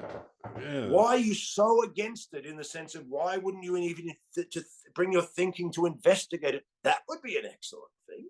Yeah. But you just go, no, that's ridiculous. I find these people just inane. Like I've always found them inane. They're like musicians who can't play out of the box. Yeah. Yeah. Right. They Music. can't. That's where me and Mick Burke used to sort of butt heads. He was a better musician, as I said, more trained, but I was more feral, so I could write. I could arrange songs better through feeling. But we would butt heads because he would write some riffs, which I just found sterile. Yeah. Because as much as they were interesting, they work theoretically, and they were interesting in the sense of creative and that, but they didn't have any. Yeah. No, it's missing the fucking thing, right? From the. I know sometimes, you know, the band itself instills that thing into it, but some of them were just, no, this is just like this for the sake of it's in the box to me. It's not. I mean, that's what I found. You know, a lot of heavy metal musicians couldn't jam. Like when I was in Presto, I could jam with those guys. I just start playing a beat, and then the bass player just go, and the guitarist would just fucking start, and then even the singer could just start singing stuff. Yeah. But a lot of heavy metal guys I worked with was like, well, what do you want me to play? Yeah, right. Yeah. I go, right, and they go, well, I've got this riff. Yeah. No, just play. Yeah. I've never understood that. Well, I'll play a beat, and then you hit an E chord. There you go. Like, like going to me, or that feels good. Yeah. Don't you like that vibrational power from that fucking? Okay, we maybe want to make it a bit more creative than fucking you strumming an E. But maybe we could write a song with you just strumming an E chord. Yeah. Why? Because the E chord won't be the center of the song. It'll be the. But see, heavy metal is based around a lot of riffs, and, you know, but that's where I could tell the difference between songwriting and heavy metal musicians. Like, I'll just hit the E chord and I'll just fucking keep the beat going, and in that power, what the bass player could fucking come in, and then as the bass and the singer could, and then and as this starts, does nothing come to you? Like you can play guitar, you know where the fucking things are. Yeah. Right. So why can't you now? Are you not hearing anything? Do you not hear? See, I would hear something, but I'm limited in my technical ability to play guitar, and I'm limited in my understanding of where it all fits, which is great knowledge to have. Yeah. Great, because you know where the fretboard is, you know where the map. Yeah.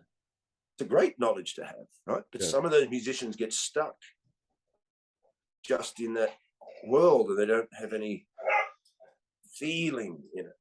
Yeah. It's like before we were talking about jumping off the edge. Take the risk. Well, what am I going to play? Anything. Yeah. like, You do need to So find people creatively that, yeah. I love the way our conversations just go from now, before we're talking about belief systems and hospitals, and now we're fucking here just talking about how to have a jam with the fucking heavy metal guitarist. It's funny, actually. I think it links up somehow. Tell us in the comment section if we're a little. Yeah, like and subscribe. Like and subscribe. Yeah, just remember, like and subscribe and join my Patreon for only $3 a month. You get the. Yeah, like and subscribe, join the Patreon. There's a Bitcoin address in the comments. We got it all, baby. Yeah. We got it all. All I was right. going to tell you a story about when I was a kid. I went to a, I was kind of sick a lot when I was a kid, and I was a school refuser. I was just a fucking mess when I was a kid. So they were always taking me to doctors. Finally, my mother took me to a naturopath here in Mildura. And the naturopath, like within one consultation, just went, yeah, he's allergic to sugar. Get him off the sugar, change his diet. And for like 6 weeks or 3 months or something, I was on this whole other diet. And I was an entirely other person. Like I was well behaved. I was going to school. I was just, and I could focus on things. Right. Then I got taken. Well, then I got taken to a doctor, and Mum told the doctor, said, "Oh yeah, we took him to a naturopath," and she said, "Well, they're immediately offended." Well, as soon as he heard the word naturopath, he went, "Oh, that's bullshit. He can eat all the sugar he wants." And I went back to being a fucking demon. So it was like this woman cured me, but because this doctor came along and said, and he was some kind of specialist, and he was a sadistic asshole. Mate, these people are,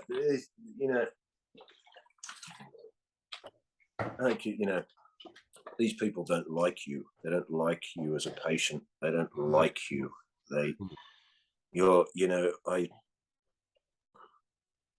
When I was going through my dark night of the soul, I realized, mate, there's a few places in the world you don't want to end up: prison and hospital. Like, I've been to both, and neither were good. Mate, it's shocking. Yeah. So getting back to what we're talking about, yeah. I mean, you were lucky you got the information early. I got it pretty early, mid-20s, with the acupuncturist. All these dickheads wanting to do back surgery on me and not being able to fix anything. And so I also started to realize, you've got people that just don't know what they're doing. They're working on the thing they learned. Yeah. So when you start to have to look for healing strategies for yourself, you've just got to, one, there's a good part to know yourself, trust your gut, know when you've got someone that gives a fuck. Right, makes a big difference, and someone that you realize knows what they're talking about. Yeah. I know when I'm with an acupuncturist that doesn't really know what they're compared to the guy I knew in Sydney all those years ago and still operating, I think. That guy, I just knew. This guy didn't tell you he knew what was going on if you didn't know what was going on. You know what I mean? These guys tell you what's going on when they don't know what's going on. Yeah. And then and then they're not intrigued to find out another way. Like I had, as I said, these issues with my muscles that won't function as well anymore. And then, so obviously from that car accident, something's happened to my neck. So I get these CAT scans and go and see these fucking guys and all this. And they're neurosurgeons and whatever they're called, neurologists. Oh, no, we can see no nerve issues going from to the muscle. We can't see anything sort of not out of the ordinary. Okay. But the muscles don't work. Well, that's where their interest ends. Like there's no curiosity. Yeah. It's a pure business transaction. Yeah. There's no, well, off you go then. Yeah. A suggestion of where else to go? There couldn't be a suggestion. Why? They don't believe in anything else. Yeah. Yeah. You know, so you just say, okay, now you're off by yourself again. So if they're going to send you away by yourself, you might as well start doing it by yourself. Mm. Because you're going to have to. Yeah.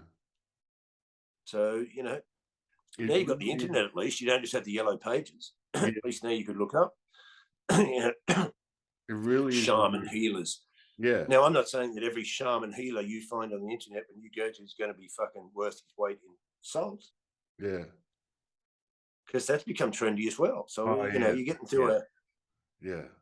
So, but what we're talking about here is, you know, you just have to start somewhere and go, right, how can I fucking remedy this? Mm. It's like when I think people go, oh, I'm on the medication for my high blood pressure. I think, what? There's not another way.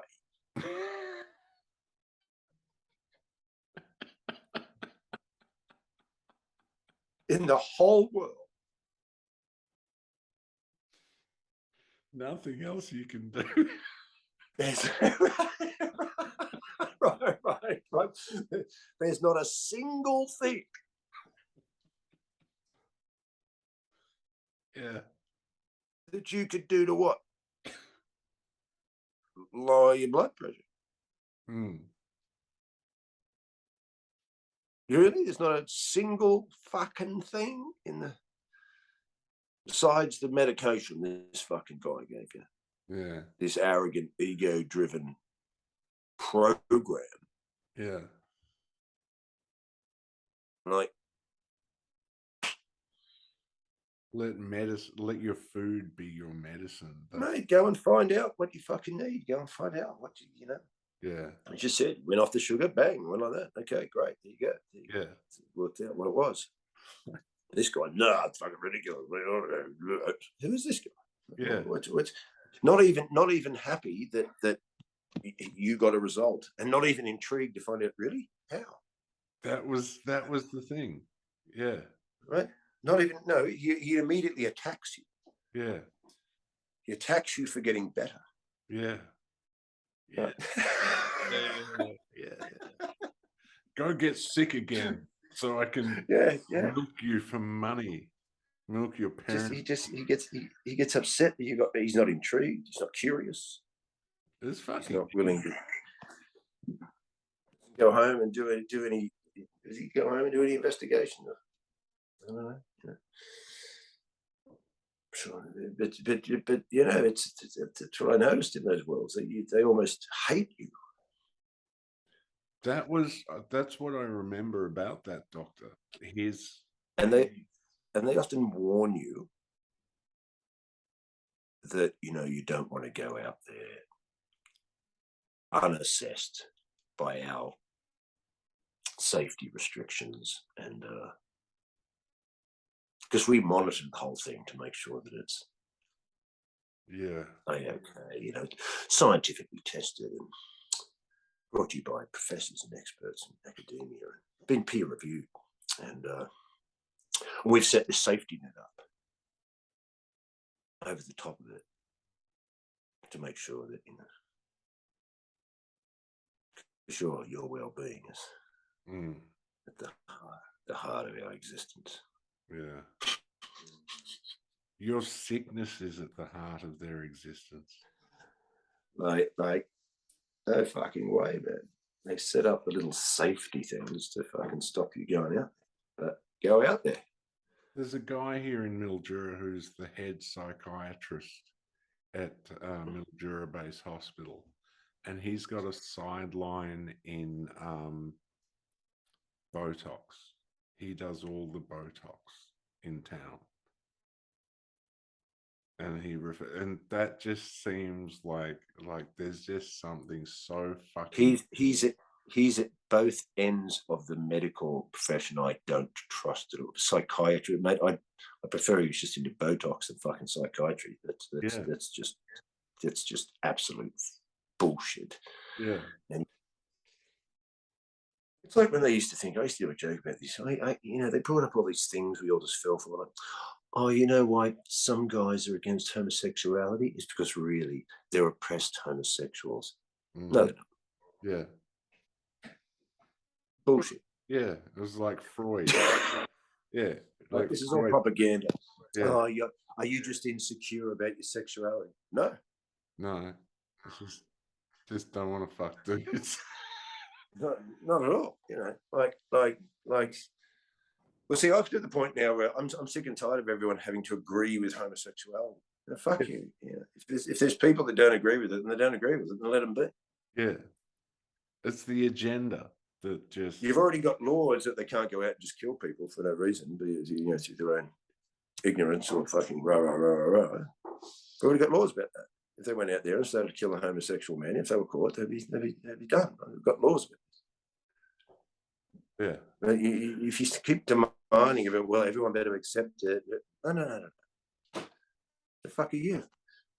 It's turned around so much that if you don't accept it, you can go to jail. You can be destroyed. You can have your. Oh yeah, completely. Because this is the utter destruction. You know, this is what hate speech and hate crime is about. Right? So, but it's all just destruction of your ability to think for yourself. Now in Canada, if you are a Holocaust denier, you can be thrown in jail. Oh, you can get just thrown for that everywhere. You know, just yeah. Oh yeah. I mean, see, here's your red flags. Here's what's funny about these things is I don't know why people don't go, well, there's the red flag. Yeah. What is that? What is that? So there you go. So what's going on here? We'll find out.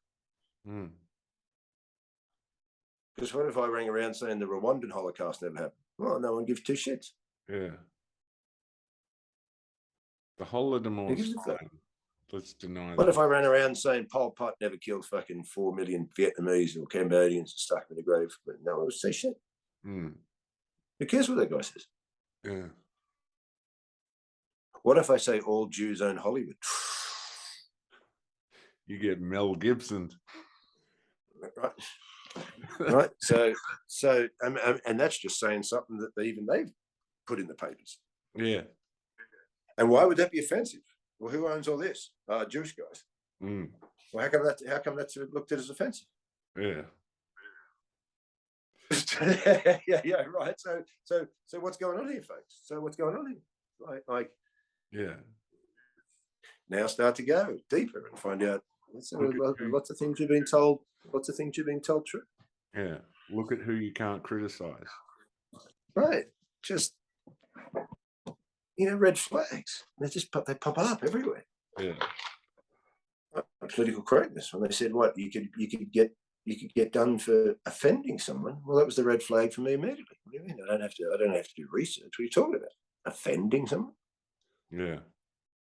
He didn't say abusing someone. They've already got laws for that. Right? Like offending. Yeah. Well, who attached this to hate? Wasn't that a red flag? Well, not for most people. They weren't taking any notice. Well, I was taking notice. How come? Why? Here's your red flag straight away. You can't attach offense to hatred. So what's going on here? You wrap things up in niceness. Mischief's going on here. That's what's going on. It's mischief. Yeah. Norm MacDonald had a great joke. He did. If we could use English slang, someone's getting a bit cheeky. Okay. Hey, up to a bit of mischief. Hey, he's a naughty boy. That was always funny, right? The English could use those expressions for somebody who's like, just hacked a bunch of people together. Yeah. Sean's been a very naughty boy recently. Yeah. Yeah. Hey, getting a little cheeky, is he? It's always funny that. Yeah. He needs Yeah. it sewn together. Norm had a great joke he did in Weekend Update. He goes, Jewish groups are outraged that Marlon Brando said that Jews ran Hollywood. But since then, Marlon has apologized, and the Jewish group said Marlon is now free to work again.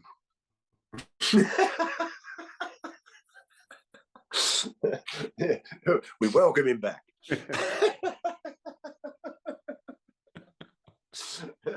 Yeah. But didn't he?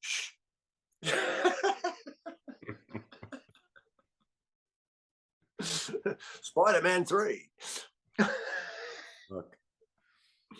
Mm.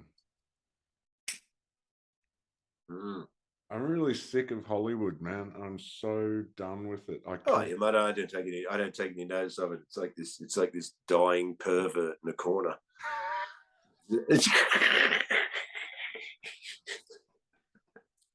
You know what I mean? Like it's the old uncle. Yeah, it's like he's still hanging around thinking, yeah.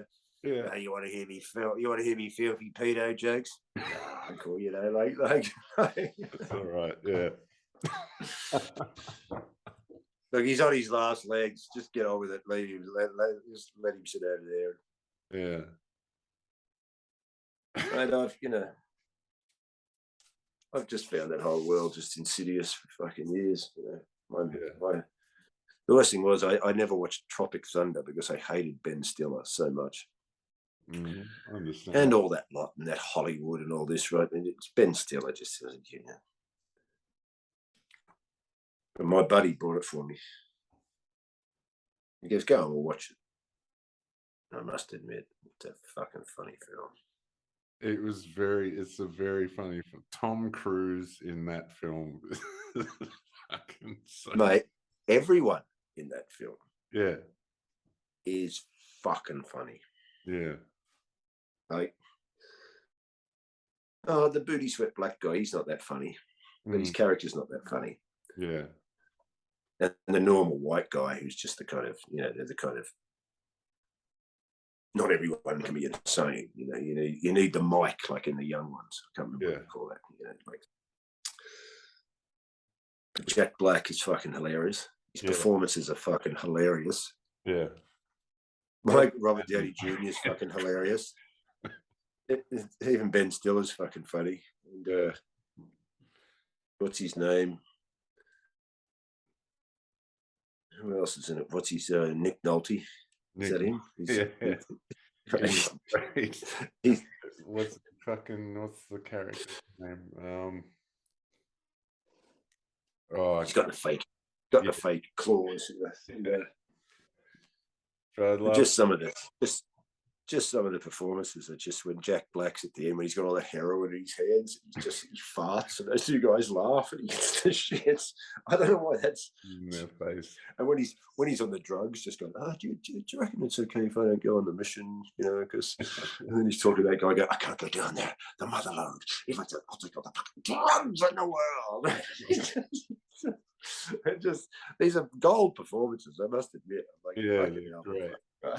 I love that Jack Black did in that where he's tied to the tree and he's going, let me go, I'll take it. And the guy goes, I'm not letting you go. And he goes, your mother's a whore. And he goes, hey, remember before when I said your mother's a whore? I didn't mean that. Like just instant turnaround. That is Mate, I tell you which bit really makes me laugh too, is when Matthew McConaughey is talking to Tom Cruise character, and that fucking magic dragon guy rings or whatever it is, screaming dragon. And then Tom Cruise grabs the phone and goes, who is this? Right? He goes, listen to me, fuckface. He goes, all this shit. I'll come down there and I'll fucking crucify you. You understand? I'll get a fucking UN resolution and I'll fucking carpet bomb your entire fucking existence. And he throws the phone and Matthew McConaughey and he just goes, like how impressed he was. And just that one little. It just fucking makes me laugh. Just makes me crack up. I mean, it's really edited well. The timing's fucking fantastic,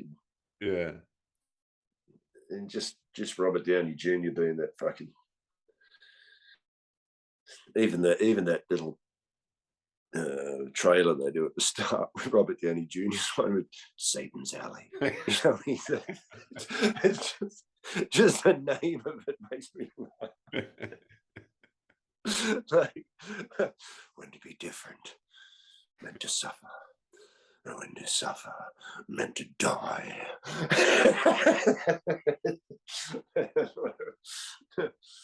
Yeah. Meant to be different, meant to be outcast, and the outcast meant to die. It is a great piss take of the whole Hollywood system and Hollywood films. Actors, stars. Yeah. With guys who are completely immersed in it. Yeah, that's the like. It's good. But yeah, I know what you mean. That it's just, you know, I've just hated the mainstream all my fucking life. Lucky I got into underground death metal from the start. Just that developed my taste. My no, I can't go for this fucking rubbish. So you gonna go and see Spider-Man, Steve? No, I'm not 6. No. I'll tell you what. I'll watch it on a plane. Yeah. If I've got 24 hours in this tube of farts to kill before I get to Sydney, and this rubbish with maybe Scarlett Johansson or someone looking good in a pair of fucking tights can quash the time, I might give it a go. Even sometimes then I've got, I can't get through this fucking thing. Yeah.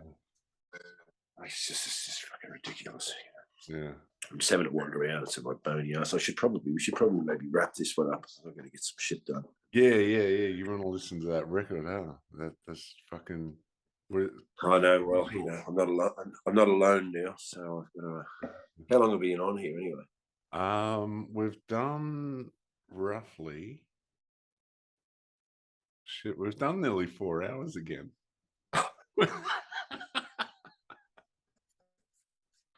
We get rolling. Well, now you can enjoy the editing. I'll let you do that. Yeah, no, it's fun. I had a ball with the last one, just putting it together, just grabbing a bit and put that at the start. It's a real. No, they were cool. They were good. I'm glad they've got a bit of production. Yeah, I'm glad you I'm always in two worlds, but my main world is a bit of production. Yeah, I love a guy that can do everything so raw and just it's cool because it's just fucking some guy. But other times like but I can make an intro.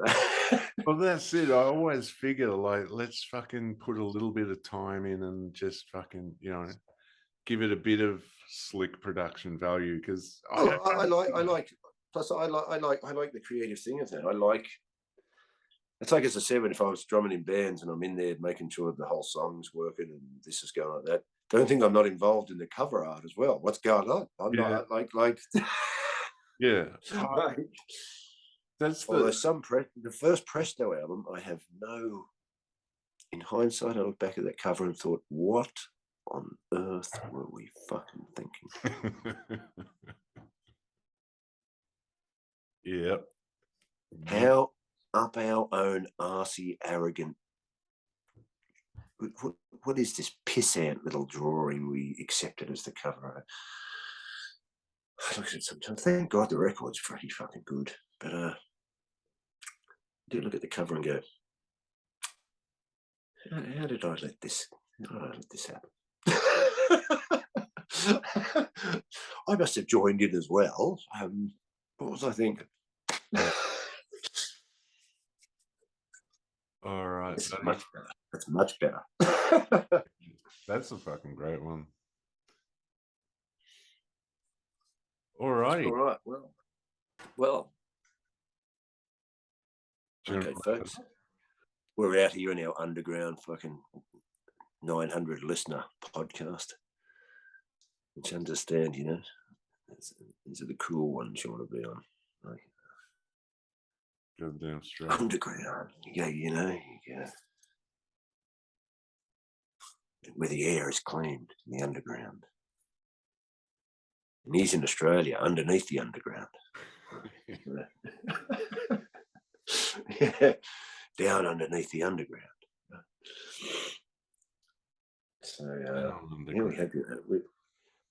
hopefully you've enjoyed it, and you can put your Medicare card to the back in your wallet.